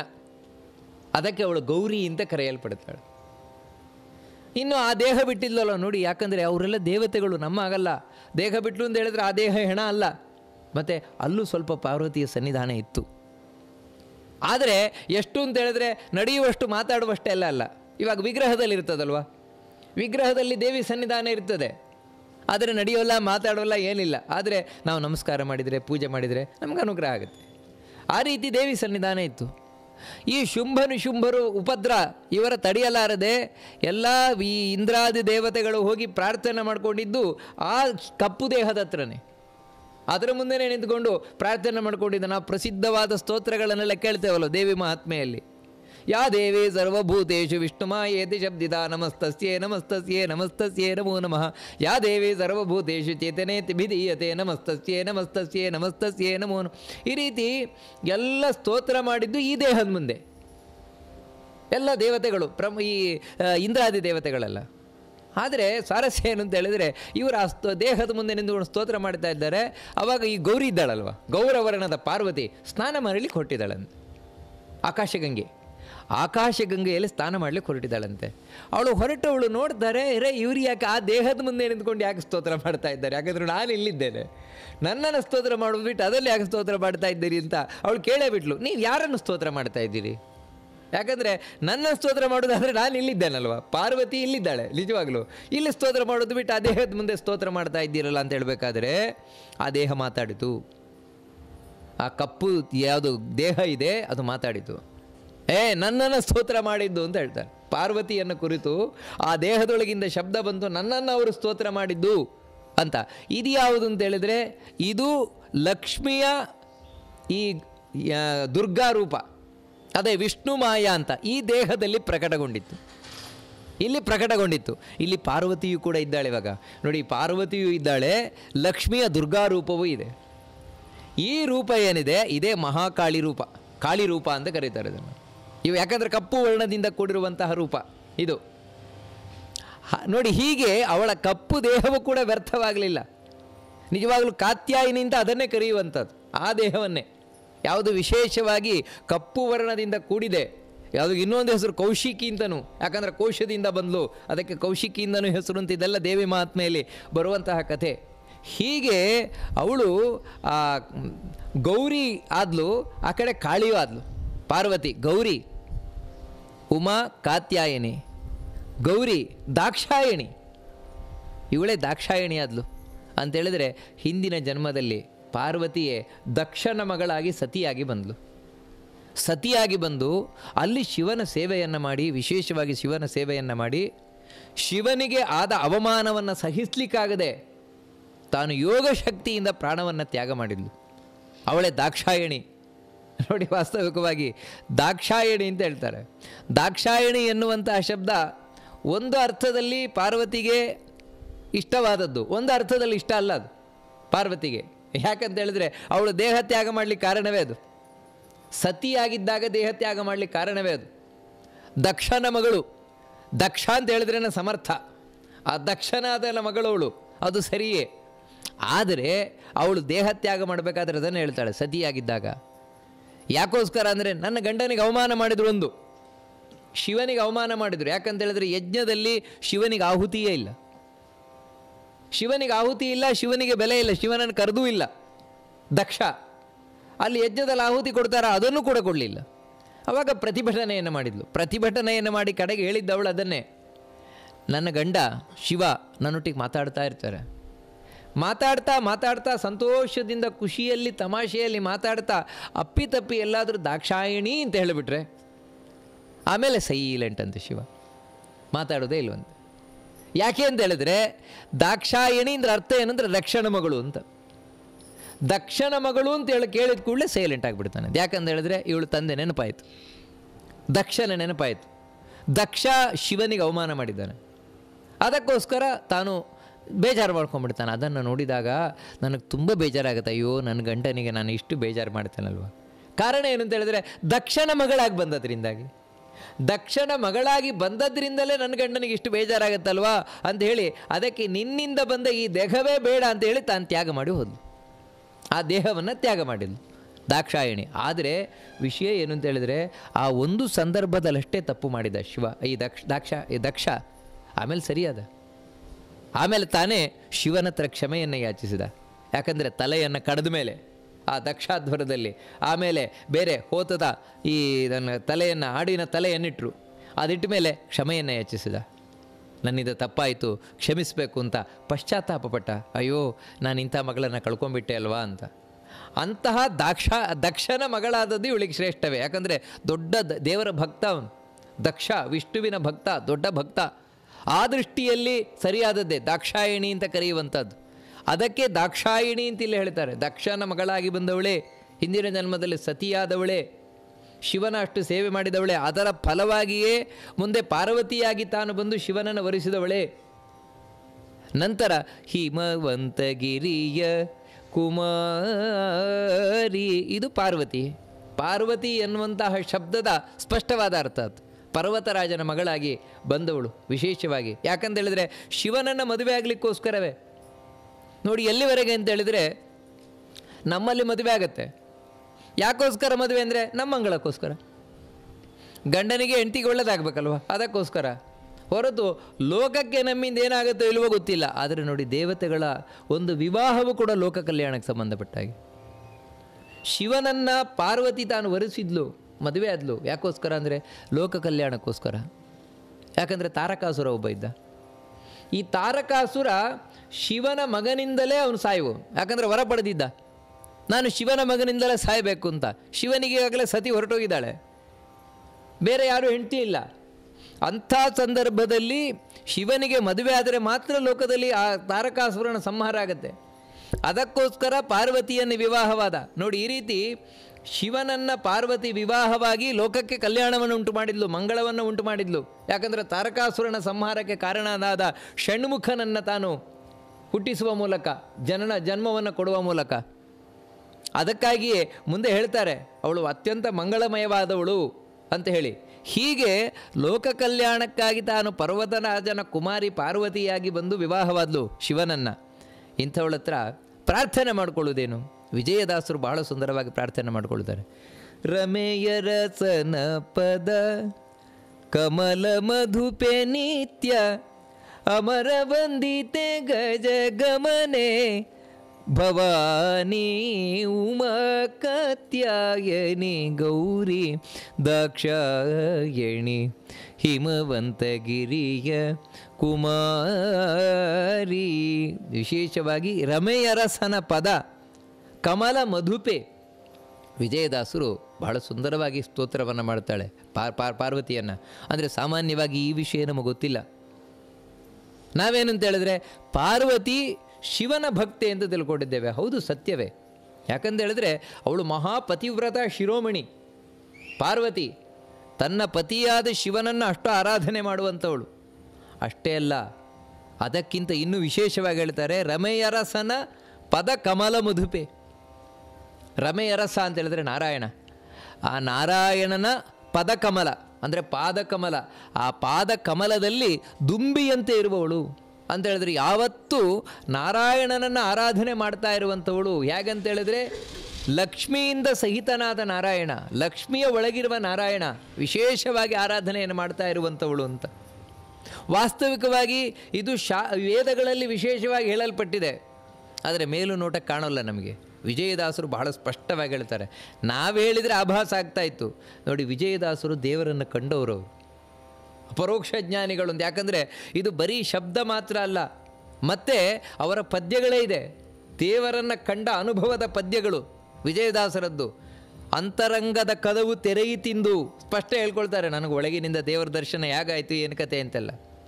ಹಾಗೆ ಯಾರು ದೇವರನ್ನು ಕಂಡವರಿದ್ದಾರೆ ಅವರು ಸುಮ್ಮನೆ ಏನೇನೂ ಹೇಳಲಿಕ್ಕೆ ಹೋಗೋಲ್ಲ. ಮತ್ತು ಯಾವುದು ಸರಿಯಾಗಿದೆ ಅದನ್ನು ಮಾತ್ರ ಹೇಳ್ತಾರೆ. ತಪ್ಪಾಗಿ ಹೇಳಿದರೆ ತಪ್ಪಾಗಿ ತಿಳ್ಕೊಂಡ್ರೆ ದೇವರನ್ನು ಕಾಣಲಿಕ್ಕಾಗೋಲ್ಲ, ದೇವರ ಅನುಗ್ರಹ ಆಗೋಲ್ಲ. ನೋಡಿ, ಇವರು ಸ್ಪಷ್ಟವಾಗಿ ತಿಳ್ಕೊಂಡವರು. ಅದಕ್ಕೆ ಹೇಳ್ತಾರೆ ವಿಶೇಷವಾಗಿ ಪಾರ್ವತಿ ವಿಷ್ಣುವಿನ ಆರಾಧನೆಯನ್ನು ಮಾಡ್ತಾ ಇದ್ದಾಳೆ ಅಂತ. ನೀವು ಸುಮ್ಮನೆ ಏನೇನೋ ಹೇಳ್ತೀರಿ ಅಂತ ಹೇಳಿದ್ರೆ, ನಾನು ಅದೇವಾಗ ತಲವಕಾರ ಉಪನಿಷತ್ತು ಅಂತ ಹೇಳಿದೆ, ಅಲ್ಲಿ ಪಾರ್ವತಿ ಉಪದೇಶ ಕೊಡ್ತಾಳೆ ಇಂದ್ರನಿಗೆ. ಏನು ಉಪದೇಶ ಕೊಡ್ತಾಳೆ ಅಂದರೆ ವಿಷ್ಣುವಿನ ಬಗ್ಗೆನೇ. ಆ ತಲವಕಾರ ಉಪನಿಷತ್ತನ್ನು ನೋಡಿದರೆ ನಮಗೆ ಸ್ಪಷ್ಟ ಆಗುತ್ತೆ, ಓ ಪಾರ್ವತಿ ಎಷ್ಟು ವಿಷ್ಣುವಿನ ಭಕ್ತಳಾಗಿದ್ದಾಳೆ ಅಂತ. ಅಲ್ಲ, ಶಿವನ ಭಕ್ತಳಲ್ಲ ಅವಳು. ಶಿವನ ಭಕ್ತಳಾದವಳು ವಿಷ್ಣು ಭಕ್ತರಾಗ್ಲಿಕ್ಕೆ ಹೇಗ್ರಿ ಸಾಧ್ಯ ನೀವು? ಯಾಕಂದರೆ ನಮ್ಮ ಪ್ರಕಾರ ಅನೇಕ ಮಂದಿಗೆ ಏನು ಅಂತ ಹೇಳಿದ್ರೆ ಶಿವ ವಿಷ್ಣು ಇಬ್ರಿಗೂ ಆಗೋಲ್ಲ ಅಂತ. ಇಬ್ರಿಗೂ ಬಹಳ ವಿರೋಧ. ಯಾಕಂದರೆ ಶೈವ ವೈಷ್ಣವ ಗಲಾಟೆ ಇದ್ದಾಗ ನಮ್ಮದು ಶಿವ ವಿಷ್ಣು ಇದು ತುಂಬ ತಪ್ಪಿದು, ಬಹಳ ತಪ್ಪು. ಯಾಕಂದರೆ ನೋಡಿ, ಯಾವತ್ತು ಪಯಸ್ಯುಪಹಿತಂ ಘೃತಂ ಸ್ವಯಮಿವ ಶ್ರೇಯೋ ವಲ್ಲಭಂ. ವಿಷ್ಣುವನ್ನು ಬಿಟ್ಟು ಶಿವ ಇಲ್ಲ, ಶಿವನನ್ನು ಬಿಟ್ಟು ವಿಷ್ಣು ಇಲ್ಲ. ಅವರಿಬ್ಬರು ಅನ್ಯೋನ್ಯ, ಯಾವ ರೀತಿ ಹಾಲಿನಲ್ಲಿ ಬೆಣ್ಣೆ ಬೆರೆತು ಹೋಗಿದೆ ಆ ರೀತಿ ಪರಸ್ಪರ ಅನ್ಯೋನ್ಯವಾಗಿರುವಂಥವ್ರು ಅವರಿಬ್ಬರು ಕೂಡ. ಇವಳು ವಿಶೇಷವಾಗಿ ಶಿವನ ಒಳಗೆ ವಿಷ್ಣುವನ್ನು ಆರಾಧನೆ ಮಾಡುವವಳು. ಶಿವನೊಳಗೆ ವಿಶೇಷವಾಗಿ ವಿಷ್ಣುವ, ಇದೆಲ್ಲ ಭಾಗವತದಲ್ಲಿ ಭಾಳ ಸ್ಪಷ್ಟವಾಗಿ ಬರ್ತದೆ. ಆ ರೀತಿ ಆರಾಧನೆ ಮಾಡುವವಳು. ಇದನ್ನು ವಿಜಯದಾಸರು ತೆಗೆದು ಹೇಳ್ತಾರೆ. ರಮೆಯರಸನ ಪದ ಕಮಲ ಮಧುಪೆ ನಿತ್ಯ ಅಂತ ಹೇಳ್ತಾರೆ. ಯಾವಾಗಲೂ ಒಂದು ಸಲ ಅಲ್ಲ. ನಮ್ಮ ಹಾಗಲ್ಲ. ನಮ್ಗೆ ಯಾವಂತ ಹೇಳಿದ್ರೆ ಏನಾದರೂ ಆಸೆ ಉಂಟಾ, ಅದಕ್ಕೆ ಆ ದೇವರ ಆರಾಧನೆ. ಇನ್ನೊಂದು ಆಸೆ ಉಂಟಾ, ಈ ದೇವರ ಆರಾಧನೆ. ಆಸೆಗೆ ಅನುಗುಣವಾಗಿ ನಾವು ಯಾವ್ಯಾವುದೇ ದೇವತೆಗಳನ್ನು ಆರಾಧನೆ ಮಾಡುವವರು. ಆದರೆ ಅವಳು ಹಾಗಲ್ಲ. ನಿತ್ಯವೂ ಕೂಡ ಯಾವ ರೀತಿ ಕಮಲವನ್ನು ದುಂಬಿ ಇಷ್ಟಪಡ್ತಾ ಇರ್ತದೆ. ಯಾಕಂದರೆ ದುಂಬಿಗಳಿಗೆ ಕಮಲದ ಮಕರಂದ ಅಂತ ಹೇಳಿದ್ರೆ ಬಹಳ ಇಷ್ಟ ಅಂತೆ. ಆ ರೀತಿ ಇವಳು ಪಾರ್ವತಿ ವಿಶೇಷವಾಗಿ ವಿಷ್ಣುವನ್ನು ಆರಾಧನೆ ಮಾಡ್ತಾ ಇರ್ತಾಳೆ. ಎಲ್ಲಿ ಅಂತ ಹೇಳಿದ್ರೆ ತನ್ನ ಪತಿಯ ಒಳಗೆ. ಶಿವನನ್ನು ಬಿಟ್ಟಲ್ಲ, ಶಿವನ ಒಳಗೆ ವಿಶೇಷವಾಗಿ ಆರಾಧನೆ ಮಾಡ್ತಾ ಇರುವಂಥವಳು ಇವಳು. ಅಮರ ವಂದಿತೆ ಗಜ ಗಮನೆ ಭವಾನಿ. ವಿಶೇಷವಾಗಿ ತಾನು ವಿಷ್ಣು ಭಕ್ತಳಾಗಿರುವವಳು. ಎಲ್ಲ ಈ ಇಂದ್ರಾದಿ ದೇವತೆಗಳಿಂದ ನಮಸ್ಕರಿಸಲ್ಪಡ್ತಾ ಇರುವಂಥವಳು. ಎಲ್ಲ ಇಂದ್ರಾದಿ ದೇವತೆಗಳು ಇವಳಿಗೆ ನಮಸ್ಕಾರವನ್ನು ಮಾಡ್ತಾಳೆ. ನಮ್ಮ ಗುರು ಅಂತ ಇವಳನ್ನು ತಿಳ್ಕೊಳ್ತಾರೆ. ಅಂದರೆ ನೋಡಿ, ಇಂದ್ರಾದಿ ದೇವತೆಗಳಿಗೆ ಇವಳು ಗುರುವಾಗಿರುವಂಥವಳು. ಅಮರ ವಂದಿತೆ, ದೇವತೆಗಳಿಂದ ನಮಸ್ಕರಿಸಲ್ಪಡುವವಳೆ. ಮುಂದೆ ಹೇಳ್ತಾರೆ ಗಜಗಮನೆ ಭವಾನಿ. ಗಜಗಮನೆ ಅಂತ, ಗಜಗಮನೆ ಅಂದರೆ ಆನೆಯ ನಡಿಗೆ ಉಳ್ಳವಳು ಅಂತ. ಆನೆಯಂಥ ನಡಿಗೆ ಉಳ್ಳವಳು ಅಂತ. ಅಂದರೆ ಆನೆಯಂಥ ನಡಿಗೆ ಅಂತ ಹೇಳಿದ್ರೆ ಯಾವ ರೀತಿ ಅಂದರೆ, ಅದೇ ಲಕ್ಷ್ಮಿಯ ಪದ್ಯದಲ್ಲಿ ಕೇಳಿದ್ವಲ್ವ, ಹೆಜ್ಜೆಯ ಮೇಲೊಂದು ಹೆಜ್ಜೆಯ ನಿಕ್ಕುತ. ಆ ರೀತಿ ಅಂದರೆ ಅದು ಯಾವತ್ತೂ ಕೂಡ ಒಂದು ಸೌಂದರ್ಯದ ಸಂಕೇತ. ಹೆಣ್ಣು ಮಕ್ಕಳು ನಿಧಾನವಾಗಿ ಬಳಕ್ತಾ ಹೆಜ್ಜೆಯ ಮೇಲೆ ಹೆಜ್ಜೆ ಇಟ್ಕೊಂಡು ಹೋಗೋದು. ಆನೆ ಹಾಗೆ ಹೋಗೋದು. ನಿಜವಾಗಲೂ ಆನೆ ನಿಧಾನ ನಡ್ಕೊಂಡು ಹೋಗೋದು. ನೀವು ಹಿಂದಿನಿಂದ ಆನೆಯನ್ನು ನೋಡಬೇಕು ಯಾವ ರೀತಿ ಹೋಗುತ್ತದು ಅಂತ. ನಿಧಾನವಾಗಿ ಹೆಜ್ಜೆಯನ್ನು ಹಾಗೆ ಅದನ್ನು ನೋಡುವುದೇ ಚಂದ. ಆದರೆ ನಾವು ಅದರಿಂದ ಓಡ್ಕೊಂಡು ಹೋಗಬೇಕು. ಆನೆ ನಡ್ಕೊಂಡು ಹೋಗೋದು, ನಾವು ಹಾಕಿದ್ರೆ ಒಂದೊಂದು ಹೆಜ್ಜೆ ಅಷ್ಟು ದೂರ ಇರ್ತದೆ ಅದು ಆನೆ. ನೋಡಿ, ಹಾಗೆ ಗಜಗಮನೆ ಅಂತ. ಯಾವತ್ತೂ ಹೆಣ್ಣು ಮಕ್ಕಳಿಗೆ ಅದೊಂದು ವಿಶೇಷಣ ಏನಂದರೆ ಗಜಗಮನೆಯರಾಗಿರಬೇಕು ಅಂತ. ಅಂದರೆ ಗಜದಾಗಿರಬಾರ್ದು, ನಡಿಗೆ ಮಾತ್ರ ಗಜದಾಗಿರ್ಬೇಕಷ್ಟೇ. ಅಂದರೆ ನಡಿಗೆ ಮಾತ್ರ ಆನೆ ಆಗಿರಬೇಕಷ್ಟೇ. ಅಂದರೆ ಆ ರೀತಿ ನಿಧಾನವಾಗಿ ನಡ್ಕೊಂಡು ಹೋಗ್ಬೇಕು, ನಿಧಾನವಾಗಿ ಬಳಕ್ತಾ ನಡ್ಕೊಂಡು ಹೋಗಬೇಕು ಹೆಣ್ಣುಮಕ್ಕಳು ಅಂತ. ಅಂದರೆ ಬಳ್ಳಿಯ ಹಾಗೆ ಹೋಗಬೇಕು ಆ ರೀತಿ ಅಂತ. ಪಾರ್ವತಿ ಆ ರೀತಿ ಹೋಗುವಂಥವಳಂತೆ. ನೋಡಿ, ಯಾವತ್ತು ಇನ್ನೊಂದೇನು ಅಂತ ಹೇಳಿದ್ರೆ, ಇದೊಂದು ಸೈಕಾಲಜಿ. ಒಬ್ಬ ವ್ಯಕ್ತಿ ಹೇಗಿದ್ದಾನೆ ಅನ್ನೋ ಅವನ ವ್ಯಕ್ತಿತ್ವವನ್ನು ಅವನ ನಡಿಗೆಯಿಂದ ಗಮನಿಸ್ಬೋದು ಅಂತ. ಅವನ ನಡಿಗೆ ಆ ವ್ಯಕ್ತಿತ್ವವನ್ನು ಹೇಳುತ್ತದೆ ಅಂತ ನೀವು ನೋಡಿರ್ಬೋದು. ಅದಕ್ಕೆ ನೀವು ಯಾವುದೇ ನಾಟಕದಲ್ಲಿ ಶಕುನಿ ಪಾತ್ರ ಮಾಡ್ಕೊಂಡು ಕುಂಟ್ಕೊಂಡೇ ಹೋಗೋದು. ಶಕುನಿ ಕುಂಟ್ಕೊಂಡೇ ಹೋಗ್ತಾನೆ ಹೊರತು ಸರಿ. ಯಾಕಂತ ಹೇಳಿದ್ರೆ ಕುಂಟು ಬುದ್ಧಿಯ ಸಂಕೇತ ಅದು. ನೋಡಿ, ಹಾಗೆ ಒಬ್ಬ ವ್ಯಕ್ತಿ ನೋಡಿ, ಇವಾಗ ಕೆಲವರು ಯಾರು ಅಂದರೆ ಚಂಚಲ ಬುದ್ಧಿಯವರು ಇರ್ತಾರೆ. ಅವ್ರು ನಡೆಯೋದು ನೀವು ಬೇಕಿದ್ರೆ ನೋಡಿ, ಚಂಚಲ ಬುದ್ಧಿಯವರವರು ಅವರು ಸರ್ ಹೋಗ್ತಾರೆ, ಸರ್ ಹೋಗ್ತಾರೆ, ಅಲ್ಲಿ ನಿಲ್ತಾರೆ, ಮತ್ತೆ ವಾಪಸ್ ಬರ್ತಾರೆ, ಸರ್ ಮತ್ತೆ ಹೋಗ್ತಾರೆ. ಇದೇನು ಅಂತ ಹೇಳಿದ್ರೆ ಅವರ ಮನಸ್ಸಿನ ಚಾಂಚಲ್ಯತೆಯನ್ನು ತಿಳಿಸ್ತಾ ಇದೆ. ಆದರೆ ಪಾರ್ವತಿ ಆಗಲ್ಲ. ಅವಳು ಗಂಭೀರವಾಗಿರುವವಳು, ಒಳಗೆ ಅಷ್ಟು ಪರ್ಫೆಕ್ಟ್ ಆಗಿರುವವಳು. ಅವಳ ಒಳಗಿನ ಪರ್ಫೆಕ್ಷನ್ ಏನಿದೆ, ಪರಿಪೂರ್ಣತೆ ಏನಿದೆ, ಅದು ಅವಳ ನಡಿಗೆಯಲ್ಲಿ ಗೊತ್ತಾಗ್ತಾ ಇದೆ. ಅದನ್ನೇ ಇಲ್ಲಿ ಗಜಗಮನೆ ಅಂತ ಹೇಳುವಂಥ, ಗಜದ ಹಾಗೆ ಹೋಗುವಂಥವಳು ಭವಾನಿ. ಭವಾನಿ ಅಂತ ಹೇಳುವುದಕ್ಕೆ ಸ್ಪಷ್ಟವಾದ ಅರ್ಥ ಭವನ ಪತ್ನಿ. ಭವ ಅಂತ ಹೇಳಿದ್ರೆ ಶಿವ, ಆ ಶಿವನ ಪತ್ನಿಯಾದವಳು. ಅದು ವಿಶೇಷವಾಗಿ ಶಿವನಿಗೆ ಭವ ಅಂತ ಯಾಕೆ ಕರೀತಾರೆ ನೋಡಿ? ಭವ ಶಬ್ದಕ್ಕೆ ಸಂಸ್ಕೃತದಲ್ಲಿ ಸುಖ ಅಂತ ಅರ್ಥ ಇದೆ. ಸುಖವನ್ನು ಕೊಡುವವನು ಭವ, ಶಿವ. ಅದೇ ಶಂಕರ ಅಂತ ಹೇಳ್ತೇವಲ್ಲ, ಶಂಕರ ಶಬ್ದದ ಅರ್ಥವೇ ಶಂಕರ ಅಂತ ಹೇಳಿದ್ರು ಸುಖ ಕೊಡುವವನು, ಭವ ಅಂತ ಹೇಳಿದ್ರು ಸುಖ ಕೊಡುವವನು. ಆ ಸುಖ ಕೊಡುವವನ ಪತ್ನಿ ಇವಳು ಸುಖ ಕೊಡುವವಳೆ, ಅದಕ್ಕೆ ಇವಳಿಗೆ ಭವಾನಿ ಅಂತ ಹೆಸರು. ಅಂತಹ ಭವಾನಿ, ಉಮಾ, ಕಾತ್ಯಾಯನಿ, ಈ ರೀತಿ ಅವಳನ್ನು ಸ್ತೋತ್ರವನ್ನು ಮಾಡ್ತಾ ಮುಂದೆ ಅವಳು ಯಾವ ರೀತಿ ಇದ್ದಾಳೆ ಅದನ್ನು, ಆ ವಿಶೇಷಣಗಳನ್ನು, ಅವಳ ಮಹಿಮೆಗಳನ್ನು ತಿಳಿಸ್ಕೊಂಡು ಹೋಗ್ತಾರೆ. ಪನ್ನಗವೇಣಿ ಶರ್ವಾಣಿ ಕೋಕಿಲವಾಣಿ ಉನ್ನಂತ ಗುಣದ ಸುಶ್ರೇಣಿ ಪನ್ನಗಧರ ನರಾಣಿ ಪರಮ ಪಾವನಿ ಪುಣ್ಯ ಫಲ ಪ್ರದಾಯಿನಿ ಎನ್ನ ಮನದ ಅಭಿಮಾನಿ ದೇವತೆಯೇ ಸ್ವರ್ಣಗಿರಿ ಸಂಪನ್ನೇ ಭಾಗ್ಯನಿಧಿ ನಿನ್ನ ಮಹಿಮೆಯನು ಭಿನ್ನಾಣದಲಿನ ಬಣ್ಣಿಸಲಳವೇ ಪ್ರಸನ್ನ ವದನಳೆ ಉಮಾ ಕಾತ್ಯಾಯನಿ ಗೌರಿ ದಾಕ್ಷಾಯಣಿ ಹಿಮವಂತಗಿರಿಯ ಕುಮಾರಿ ಪನ್ನಗವೇಣಿ ಶರ್ವಾಣಿ ಕೋಕಿಲವಾಣಿ ಅವಳ ಸೌಂದರ್ಯವನ್ನು ವರ್ಣನೆಯನ್ನು ಮಾಡ್ತಾರೆ. ಉಮೆಯ ಸೌಂದರ್ಯವನ್ನು, ಪಾರ್ವತಿಯ ಸೌಂದರ್ಯವನ್ನು. ಇಲ್ಲಿ ಪಾರ್ವತಿಯಿಂದ ಮಾತ್ರ ನೋಡಿ, ಎಲ್ಲ ದೇವತಾ ಸ್ತ್ರೀಯರು ಹಾಗೇನೆ ಬಹಳ ಚಂದ, ಅವರು ಬಹಳ ಸುಂದರ. ಇಲ್ಲಿ ವಿಶೇಷವಾಗಿ ಪಾರ್ವತಿಯ ವರ್ಣನೆ, ನೀವು ಲಕ್ಷ್ಮಿಯ ಪದ್ಯಗಳಲ್ಲೂ ಅಷ್ಟೇ ಅವಳ ಸೌಂದರ್ಯವನ್ನು ವರ್ಣನೆ ಮಾಡ್ತಾರೆ. ಸರಸ್ವತಿಯ ಪದ್ಯದಲ್ಲಿ ಅವಳ ಸೌಂದರ್ಯವನ್ನು ವರ್ಣನೆ ಮಾಡ್ತಾರೆ. ಯಾಕಂದರೆ ಅಷ್ಟು ಸುಂದರವಾಗಿರುವಂಥವರು ಪ್ರತಿಯೊಬ್ಬ ದೇವತಾ ಸ್ತ್ರೀಯೂ ಕೂಡ. ಯಾಕೆ ಅಂತ ಹೇಳಿದರೆ ಅವರ ಸೌಂದರ್ಯ ಅಂತ ಹೇಳುವಂಥದ್ದು ಅವರ ದೊಡ್ಡಸ್ತಿಕೆಯನ್ನು ತಿಳಿಸ್ತಾ ಇದೆ. ದೇವತಾ ಸ್ತ್ರೀಯರ, ದೇವತೆಗಳ ಸೌಂದರ್ಯ ಅಂತ ಹೇಳುವುದು ನಮ್ಮ ಹಾಗಲ್ಲ.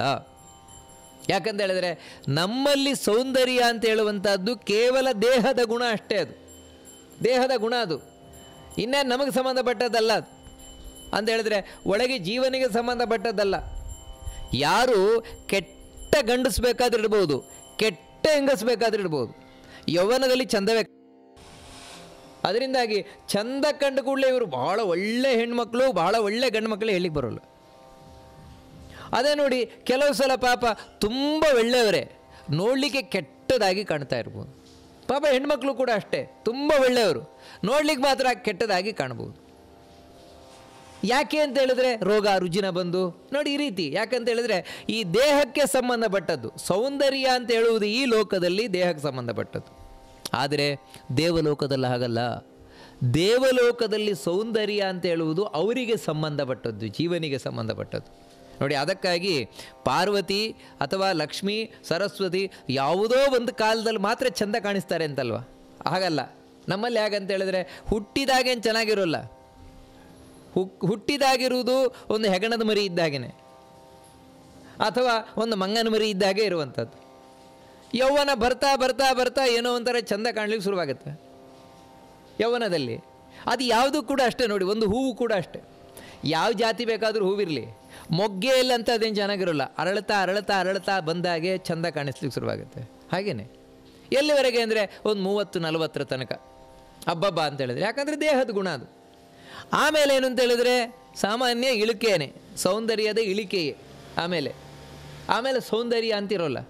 ಮತ್ತೇನು ಅಂದರೆ ಅದನ್ನು ಸೌಂದರ್ಯವನ್ನು ತೊಗೊಂಬರ್ಲಿಕ್ಕೆ ನಾವು ಪ್ರಯತ್ನ ಪಡೋದು ಆಮೇಲೆ, ಯಾಕಂದರೆ ಸಹಜವಾಗಿರೋಲ್ಲ. ಆದರೆ ನೋಡಿ, ದೇವತಾ ಸ್ತ್ರೀಯರಿಗಾಗಲ್ಲ. ದೇವತಾ ಸ್ತ್ರೀಯರು ತಾವು ಜನಿಸಿ ಬರಬೇಕಾದ್ರೇ ಸುಂದರಿಯಾಗಿರ್ತಾರೆ. ಜನಿಸಿ ಬರಬೇಕಾದ್ರೇ ಪ್ರತಿಯೊಂದು ಅಷ್ಟು ಸುಂದರವಾಗಿರ್ತದವರು. ಯಾಕಂತ ಹೇಳಿದ್ರೆ ಅವರು ಲಕ್ಷಣ ಭರಿತರಾದವರು. ಅದು ಅವರ ಪುಣ್ಯವನ್ನು ತಿಳಿಸ್ತಾ ಇದೆ. ಪುಣ್ಯದಿಂದ ಅವರಿಗೆ ದೊರಕಿರುವಂಥದ್ದು. ಅಂದರೆ ಅವರು ಎಂಥ ಪುಣ್ಯಾತ್ಮರವರು, ಎಂಥ ತಪಸ್ವಿಗಳು ಅಂದರೆ ಅವರ ಆ ತಪಸ್ಸನ್ನು ತಿಳಿಸ್ತಾ ಇದೆ, ಅವರ ಗುಣವನ್ನು ತಿಳಿಸ್ತಾ ಇದೆ. ಅವರು ಎಷ್ಟು ಒಳ್ಳೆ ಗುಣದಿಂದ ಕೂಡಿದ್ದಾರೆ ಅದು ಅವರ ದೇಹ ತಿಳಿಸ್ತಾ ಇದೆ, ಪ್ರತಿಯೊಬ್ಬ ದೇವತಾ ಸ್ತ್ರೀಯಲ್ಲೂ ಕೂಡ. ಅದಕ್ಕಾಗಿ ಅವರನ್ನು ವಿಶೇಷವಾಗಿ ಸೌಂದರ್ಯವನ್ನು ವರ್ಣನೆ ಮಾಡ್ತಾರೆ. ದಾಸರ ಪದ್ಯಗಳಲ್ಲಿ. ಇಲ್ಲಿ ನೋಡಿ ಮೊದಲು ಹೇಳುವುದೇ ಪನ್ನಗವೇಣಿ, ಕೂದಲು, ಪಾರ್ವತಿಯ ಕೂದಲು, ಅದನ್ನು ವರ್ಣನೆ ಮಾಡ್ತಾರೆ. ಯಾಕಂತ ಹೇಳಿದ್ರೆ ವಿಶೇಷವಾಗಿ ಅವಳು ಸುಮಂಗಲೆ ಆಗಲಿಕ್ಕೆ ಬೇಕಾದ, ಅಂದರೆ ಮುತ್ತೈದೆ ಆಗಿರಲಿಕ್ಕೆ ಪಾರ್ವತಿಯ ಅನುಗ್ರಹ ವಿಶೇಷವಾಗಬೇಕು. ಅದೇ ದಾಂಪತ್ಯ ಸುಖಕ್ಕಾಗಿ ನಾವು ಕೇಳಿದ್ವಲ್ವ, ಮುತ್ತೈದೆ ಆಗಲಿಕ್ಕೆ ಅವಳ ಅನುಗ್ರಹ ಮುಖ್ಯವಾಗಿ ಬೇಕಾಗಿರುವಂಥದ್ದು, ಪಾರ್ವತಿಯ ಅನುಗ್ರಹ. ನೋಡಿ, ಅದಕ್ಕೆ ಈ ಇದು ಮದುವೆ ಆಗುವುದಕ್ಕಿಂತ ಮುಂಚೆ ಗೌರಿ ಪೂಜೆ, ಶಚಿ ಪೂಜೆ ಎಲ್ಲ ಮಾಡುವಂಥದ್ದುಂಟು. ಕಾರಣ ಏನಂತ ಹೇಳಿದ್ರೆ ಅವಳ ಅನುಗ್ರಹ ಬೇಕು, ನಿತ್ಯ ಮುತ್ತೈದೆ ಆಗಿರಬೇಕು ಅಂತ. ಆ ಮುತ್ತೈದೆಯ ಮುಖ್ಯವಾದ ಒಂದು ಅಂಗ ಯಾವುದು ಅಂತ ಹೇಳಿದ್ರೆ ಕೂದಲು. ಕೂದಲು ಯಾವ ರೀತಿ ಇರಬೇಕು ಅಂತ ಹೇಳಿದ್ರೆ ಪನ್ನಗವೇಣಿ, ಹೆಡೆಬಿಚ್ಚಿದ ಹಾವಿದ್ದಾಗಿರ್ಬೇಕಂತ. ಹಿಂದಿನಿಂದ ನೋಡಿದರೆ ಹಾವು ಹೀಗೆ ಹೆಡೆಬಿಚ್ಚಿ ನಿಂತರೆ ಯಾವ ರೀತಿ ಇರ್ತದೆ ಆ ರೀತಿ ಇರಬೇಕಂತೆ. ಅಂತ ಹೇಳಿದ್ರೆ ಆ ಹಿಂದಿನಿಂದ ಆ ಕೂದಲು ಕಟ್ಟಿದ್ದು ಹೀಗೆ ಇದ್ದರೆ, ಜಡೆ ಕಟ್ಟಿದ್ದು ಕೆಳಗಿನ ತನಕ ಹೀಗೆ ಉದ್ದವಾಗಿ ಬಂದಿರಬೇಕು, ಉದ್ದವಾಗಿ ದಪ್ಪವಾಗಿ ಕೆಳಗಿನ ತನಕ ಬಂದಿರಬೇಕು. ಅದು ಪನ್ನಗವೇಣಿ, ಅದು ಆ ಪಾತಿವ್ರತ್ಯದ ಸಂಕೇತ ಅಂತೆ. ಅದು ಅವಳ ಕೂದಲು ಆ ರೀತಿ ಇದೆಯಂತೆ, ಪಾರ್ವತಿಯ ಕೂದಲು ಆ ರೀತಿ. ಪನ್ನಗವೇಣಿ ಅದಕ್ಕೆ ಹೇಳ್ತಾ ಇರೋದು. ಅಂದರೆ ಪನ್ನಗವೇಣಿ ಅಂತ ಹೇಳಿದರೆ ಬಿಚ್ಚಿ ಹಾಕಿಕೊಂಡ ಕೂದಲಲ್ಲ. ಯಾಕಂದರೆ ಬಿಚ್ಚಾಕೊಂಡ್ರೆ ಹಾವು ಸಿಗೋಲ್ಲ. ಹಾವು ಸಿಗಬೇಕು ಅಂದರೆ ಕಟ್ಕೊಳ್ಬೇಕಲ್ವ ಜಡೆ. ಯಾಕಂದರೆ ಜಡೆ ಕಟ್ಟಿದರೆ ನಿಮಗೆ ಜಡೆ ಹಾವಿನ ಶರೀರದ ಹಾಗೆ. ಆನಂತರ ಇಲ್ಲಿ ಮೇಲೆ ಆ ನೆತ್ತಿ ಹತ್ತಿರ ಹೀಗೆ ಹೆಡೆ ಬಿಚ್ಚಿದ ಹಾವಿನಾಗೆ ಆ ರೀತಿ ಇದ್ದಾಳಂತೆ ಅವಳು. ಮತ್ತಿನ್ನೊಂದೇನು ಅಂದರೆ ದೇವತಾ ಸ್ತ್ರೀಯದ್ದು ತುರುಪು ಕಟ್ಟಿಕೊಳ್ತಾರಂತೆ ವಿಶೇಷವಾಗಿ. ಚತುಷ್ಕಪರ್ದಾಯ ದೇವಿ ಚತುರಾಸ್ಯಾದಿಭಿಸ್ತುತ. ಇದನ್ನು ವೇದ ಮುಂತಾದವುಗಳೆಲ್ಲ ಬಹಳ ಚತುಷ್ಕಪರ್ದ ಯುವತಿ ಸುಪೇಶ ಲಕ್ಷ್ಮಿ ಅಂತೂ ಕೂಡ 4 ಜಡೆ ಕಟ್ಕೊಂಡಿದ್ದಾಳಂತೆ. ಒಂದಲ್ಲ 4 ಜಡೆ ತುರುಬನ್ನು ಕಟ್ಕೊಂಡಿದ್ದಾಳಂತೆ. ಅದಕ್ಕೆ ಹೂ ಮುಡ್ಕೊಂಡಿದ್ದಾಳಂತೆ. ಅಂದರೆ ಕೂದಲು ಎಷ್ಟಿರಲಿಕ್ಕಿಲ್ಲ. ಯಾಕಂತ ಹೇಳಿದರೆ ಇದು ಲಕ್ಷ್ಮಿಯ ಸನ್ನಿಧಾನ, ಪಾರ್ವತಿಯ ಸನ್ನಿಧಾನದ ಸಂಕೇತ. ಅದು ಆ ರೀತಿ ಇದ್ದಾಳಂತೆ. ಪನ್ನಗವೇಣಿ, ಶರ್ವಾಣಿ, ಕೋಕಿಲವಾಣಿ. ಇನ್ಯಾರು ಅಂತ ಹೇಳಿದರೆ ಈ ರೀತಿ ಅತ್ಯಂತ ಸುಂದರಳು ಅಂತ ಹೇಳಿದರೆ ಬರೀ ಕೋಮಲ ಅಂತ ತಿಳ್ಕೊಳ್ಬೇಡಿ ಪಾರ್ವತಿಯನ್ನು. ಮತ್ತೇನು ಅಂದರೆ ಕೋಮಲವಾಗಿ ಇದ್ದುಕೊಂಡೇ ಕಠಿಣವಾದ ಕೆಲಸವನ್ನು ಮಾಡಬಲ್ಲಳು ಇವಳು ಪಾರ್ವತಿ. ಹೇಗಂದರೆ ಶರ್ವಾಣಿ. ನೋಡಿ, ಶರ್ವ ಅಂತ ಹೇಳಿದರೆ ಶಿವ, ಶಿವನಿಗೆ ಶರ್ವ ಅಂತ ಹೆಸರು. ಯಾಕೆ ಶಿವನಿಗೆ ಶರ್ವ ಅಂತ ಕರೀತಾರೆ ಅಂತ ಹೇಳಿದರೆ ಶ್ರೀ ಹಿಂಸಾಯಾಮ್ ಅಂತ ಧಾತು ಅಂತ ಹೇಳಿದರೆ ಕಡೆಯಲ್ಲಿ ಪ್ರಳಯದಲ್ಲಾಗಬೇಕಾದ್ರೆ ಎಲ್ಲರನ್ನ ನಾಶ ಮಾಡುವನು ಶಿವ. ಅಂದರೆ ನಾವು ಹೇಳ್ತೇವಲ್ಲ ಸಂಹಾರ ಕರ್ತೃ ಅಂತ. ಸಂಹಾರ ಮಾಡ್ತಾನೆ, ಒಂದು ಹಂತದವರೆಗೆ ಶಿವ ಸಂಹಾರ ಮಾಡ್ತಾನೆ. ಶಿವನೊಟ್ಟಿಗೆ ಇವಳು ಸಂಹಾರ ಮಾಡ್ತಾಳೆ. ಅದಕ್ಕೆ ಇವಳಿಗೆ ಶರ್ವಾಣಿ ಎಂದ ಹೆಸರು. ಆ ಶರ್ವನ ಪತ್ನಿಯಾಗಿ, ಅಂದರೆ ಆ ಕಡೆಗೆ ಎಲ್ಲವನ್ನು ಸಂಹಾರ ಮಾಡುವಂತಹ ಶಿವನ ಪತ್ನಿಯಾಗಿ ತಾನು ಕೂಡ ದುರ್ಗಾ ರೂಪದಿಂದ ಸಂಹಾರವನ್ನು ಮಾಡ್ತಾಳೆ ಒಂದು ಮಟ್ಟದವರೆಗೆ. ಅದಕ್ಕೋಸ್ಕರ ಅವಳಿಗೆ ಶರ್ವಾಣಿ ಅಂತ ಹೆಸರು. ಕೋಕಿಲವಾಣಿ. ಇನ್ನೇನು ಅಂತ ಹೇಳಿದ್ರೆ ಅವಳ ಮಾತು, ಪಾರ್ವತಿಯ ಮಾತು ಅಂಥ ಸುಂದರವಾದ ಮಾತಂತೆ ಅವಳು, ಚಂದವಾದ ಮಾತಂತೆ. ಹೇಗಂತ ಹೇಳಿದ್ರೆ ಕೋಗಿಲೆಯ ಹಾಗೆ, ಕೋಗಿಲೆಯ ಕಂಠ ಅಂತೆ ಪಾರ್ವತಿಯದ್ದು. ಇದೆಲ್ಲ ಯಾಕೆ ಅಂತ ಹೇಳಿದ್ರೆ ವಿಶೇಷವಾಗಿ ಹೆಣ್ಣುಮಕ್ಕಳು ಈ ರೀತಿ ಉಪಾಸನೆಯನ್ನು ಮಾಡಿ ತಾವು ಹಾಗೆ ಆಗಬೇಕು ಅಂತ. ಯಾಕಂದರೆ ನಾವು ಯಾವ ರೀತಿ ಉಪಾಸನೆ ಮಾಡ್ತೇವೆ, ತಮ್ಮ ಯಥಾ ಉಪಾಸತೆ ತದೇವ ಭವತಿ. ನಾವು ಯಾವ ದೇವತೆಯನ್ನು ಯಾವ ರೀತಿ ಉಪಾಸನೆ ಮಾಡ್ತೇವೆ ನಮಗೆ ಹಾಗೆ ಸಿಗತ್ತೆ. ಅವಳು ಕೋಗಿಲೆಯಂತೆ ಮಾತುಳ್ಳವಳು ಅಂತ ಹೇಳಿದ್ರೆ, ಕೋಗಿಲೆಯ ಮಾತು ಅಂತ ಹೇಳಿದ್ರೆ ಮಧುರವಾದ ಮಾತು, ಇಂಪಾದ ಮಾತು. ಆ ರೀತಿ ಮಾತುಳ್ಳವಳು, ಆ ರೀತಿ ಕಂಠವುಳ್ಳವಳು ವಿಶೇಷವಾಗಿ ಪಾರ್ವತಿ. ಅಂದರೆ ಅದರ ಹಿಂದೆ ಏನು ಕೂತಿದೆ ಅಂತ ಹೇಳಿದ್ರೆ ಅವಳು ಗರ್ವಿಷ್ಠಳಲ್ಲ, ಕೋಮಲೆಯಾಗಿರುವವಳು. ಯಾಕಂತ ಹೇಳಿದ್ರೆ ಆ ಕೋಮಲವಾದ ಮಾತು ಅವಳ ಕೋಮಲತೆ ಏನಂತ ಹೇಳ್ತಾ ಇದೆ. ಕೋಕಿಲವಾಣಿ ಉನ್ನತ ಗುಣದ ಸುಶ್ರೇಣಿ. ಶ್ರೇಷ್ಠವಾದ ಗುಣಗಳು, ಉನ್ನತ ಗುಣ, ಶ್ರೇಷ್ಠವಾದ ಗುಣಗಳು. ಆ ಗುಣಗಳ ಸುಶ್ರೇಣಿ, ಸಾಲು ಸಾಲುಳ್ಳವಳು, ಸಾಲು ಸಾಲು ಒಳ್ಳೊಳ್ಳೆ ಗುಣವುಳ್ಳವಳು, ಶ್ರೇಷ್ಠವಾದ ಗುಣಗಳಿಂದ ಕೂಡಿಕೊಂಡಿರುವಂಥವಳು ಪಾರ್ವತಿ ದೇವಿ. ಅದರಿಂದಾಗಿ ಅವಳು ಶ್ರೇಷ್ಠಳಾಗಿರುವಂಥವಳು. ಅಂದರೆ ನಮ್ಮಲ್ಲಿ ಈ ದೇವತೆಗಳಲ್ಲಿ ಶ್ರೇಷ್ಠತ್ವವನ್ನು ಗುರುತಿಸುವುದು ಯಾವ ರೀತಿ ಅಂತ ಹೇಳಿದ್ರೆ ವಯಸ್ಸಿನಿಂದಲ್ಲ. ನಮ್ಮಲ್ಲಿ ಇವರು ದೊಡ್ಡವರು, ಇವರು ಸಣ್ಣವರು ಯಾವ ರೀತಿ ಲೆಕ್ಕಾಚಾರ ಮಾಡೋದು ಅಂತ ಹೇಳಿದ್ರೆ ವಯಸ್ಸಿಂದ. ಇವರು ಮೊದಲು ಹುಟ್ಟಿದ್ದಾರೆ ಅದಕ್ಕೆ ಇವರು ಶ್ರೇಷ್ಠ, ನಂತರ ಹುಟ್ಟಿದ್ದಾರೆ ಅದಕ್ಕೆ ಕನಿಷ್ಠ. ದೇವತೆಗಳಲ್ಲಾಗಲ್ಲ. ದೇವತೆಗಳಲ್ಲಿ ಅವರ ಗುಣ, ಅವರು ಎಷ್ಟು ಒಳ್ಳೆ ಗುಣವನ್ನು ಹೊಂದಿದ್ದಾರೆ ಅಷ್ಟವರು ದೊಡ್ಡವರು. ಕಡಿಮೆ ಒಳ್ಳೆ ಗುಣ ಹೊಂದಿದಷ್ಟು ಸಣ್ಣವರು. ಇವಳು ನೋಡಿ, ಇಂದ್ರಾದಿ ದೇವತೆಗಳಿಂದ ಪೂಜಿಸಲ್ಪಡ್ತಾಳೆ ಇವಳು ಅಂತ ಹೇಳಿದರೆ ಎಷ್ಟು ಶ್ರೇಷ್ಠವಾದ ಗುಣವನ್ನು ಹೊಂದಿರಲಿಲ್ಲ. ಅದಕ್ಕೆ ಹೇಳೋದು ಉನ್ನತ ಗುಣದ ಸುಶ್ರೇಣಿ ಪನ್ನಗಧರನ ರಾಣಿ ಪರಮ ಪಾವನಿ ಪುಣ್ಯ ಫಲ ಪ್ರದಾಯಿನಿ. ಪನ್ನಗಧರನ ರಾಣಿ, ಶಿವನ ಪತ್ನಿ. ಶಿವನ ಪತ್ನಿ ಅಂತ ಹೇಳುವ ಬದಲು ಪನ್ನಗಧರನ ರಾಣಿ ಅಂತ ಹೇಳ್ತಾ ಇದ್ದಾರೆ. ಪನ್ನಗಧರ ಅಂತ ಹೇಳಿದರೆ ಹಾವು, ಹಾವೇ ಆಭರಣವಾಗಿ ಉಳ್ಳವನು, ನಾಗಾಭರಣ, ನಾಗಾಭರಣನ ಪತ್ನಿ ಇವಳು ಅಂತ. ಅದೇ ಇವಳ ವಿಶೇಷತೆ. ನಾಗಾಭರಣನ ಪತ್ನಿಯಾಗಿರುವುದೇ ವಿಶೇಷತೆ. ಯಾಕೆ ಅಂತ ಹೇಳಿದ್ರೆ, ಅಲ್ಲ ಯಾರಾದರೂ ಹಾವನ್ನು ಕುತ್ತಿಗೆಗೆ ಹಾಕೊಂಡು ಬಂದರೆ, ಕೈಗೆ ಹಾವು ಸುತ್ಕೊಂಡ್ಬಂದರೆ ಮದುವೆ ಆಗಲಿ ತಯಾರಿದ್ದಾರ? ಯಾರು ತಯಾರಿದ್ದಾರೆ? ಆದರೆ ಇವಳು ಅದು ಯಾವುದನ್ನು ಗಮನಿಸಿದವಳು. ಶಿವನನ್ನು ಮಾತ್ರ ತಾನು ಪ್ರೀತಿ ಮಾಡಿದವಳೆ ಹೊರತು ಶಿವನ ಆಭರಣವನ್ನಲ್ಲ, ಶಿವನ ಸಂಪತ್ತನ್ನು, ಶಿವನ ಯಾವುದೇ ಐಶ್ವರ್ಯವನ್ನಲ್ಲ. ಮತ್ತೇನೆಂದರೆ ಶಿವನನ್ನು ಪ್ರೀತಿ ಮಾಡಿದವಳು ಅಂದರೆ ಭಕ್ತಿ ಮಾಡಿದವಳು. ಅದಕ್ಕೆ ಶಿವನನ್ನು ವಿವಾಹವಾದವಳು. ಈ ರೀತಿ ವೈರಾಗ್ಯ ಶಿಖಾಮಣಿ. ಯಾಕಂತ ಹೇಳಿದ್ರೆ ಶಿವ ಯಾಕೆ ಆ ರೀತಿ ಇದ್ದಾನೆ? ಇಲ್ಲ ಅಂತಲ್ಲ.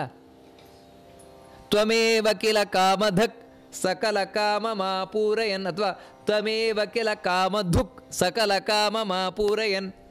ಇದನ್ನು ಹೇಳಿದ್ದಾರೆ ಶಿವಸ್ತುತಿಯಲ್ಲಿ ಹೇಳಬೇಕಾದ್ರೆ, ಶಿವ ನಿನ್ನ ಚರಿತ್ರೆಯೇ ವಿಚಿತ್ರ, ಕೇಳಿದವರಿಗೆ ಕೇಳಿದ್ದನ್ನು ಕೊಡುವವನು ನೀನು, ಆದರೆ ನೀನು ಮಾತ್ರ ಏನೂ ಬೇಡ ಅಂತ ಕೂತವನು.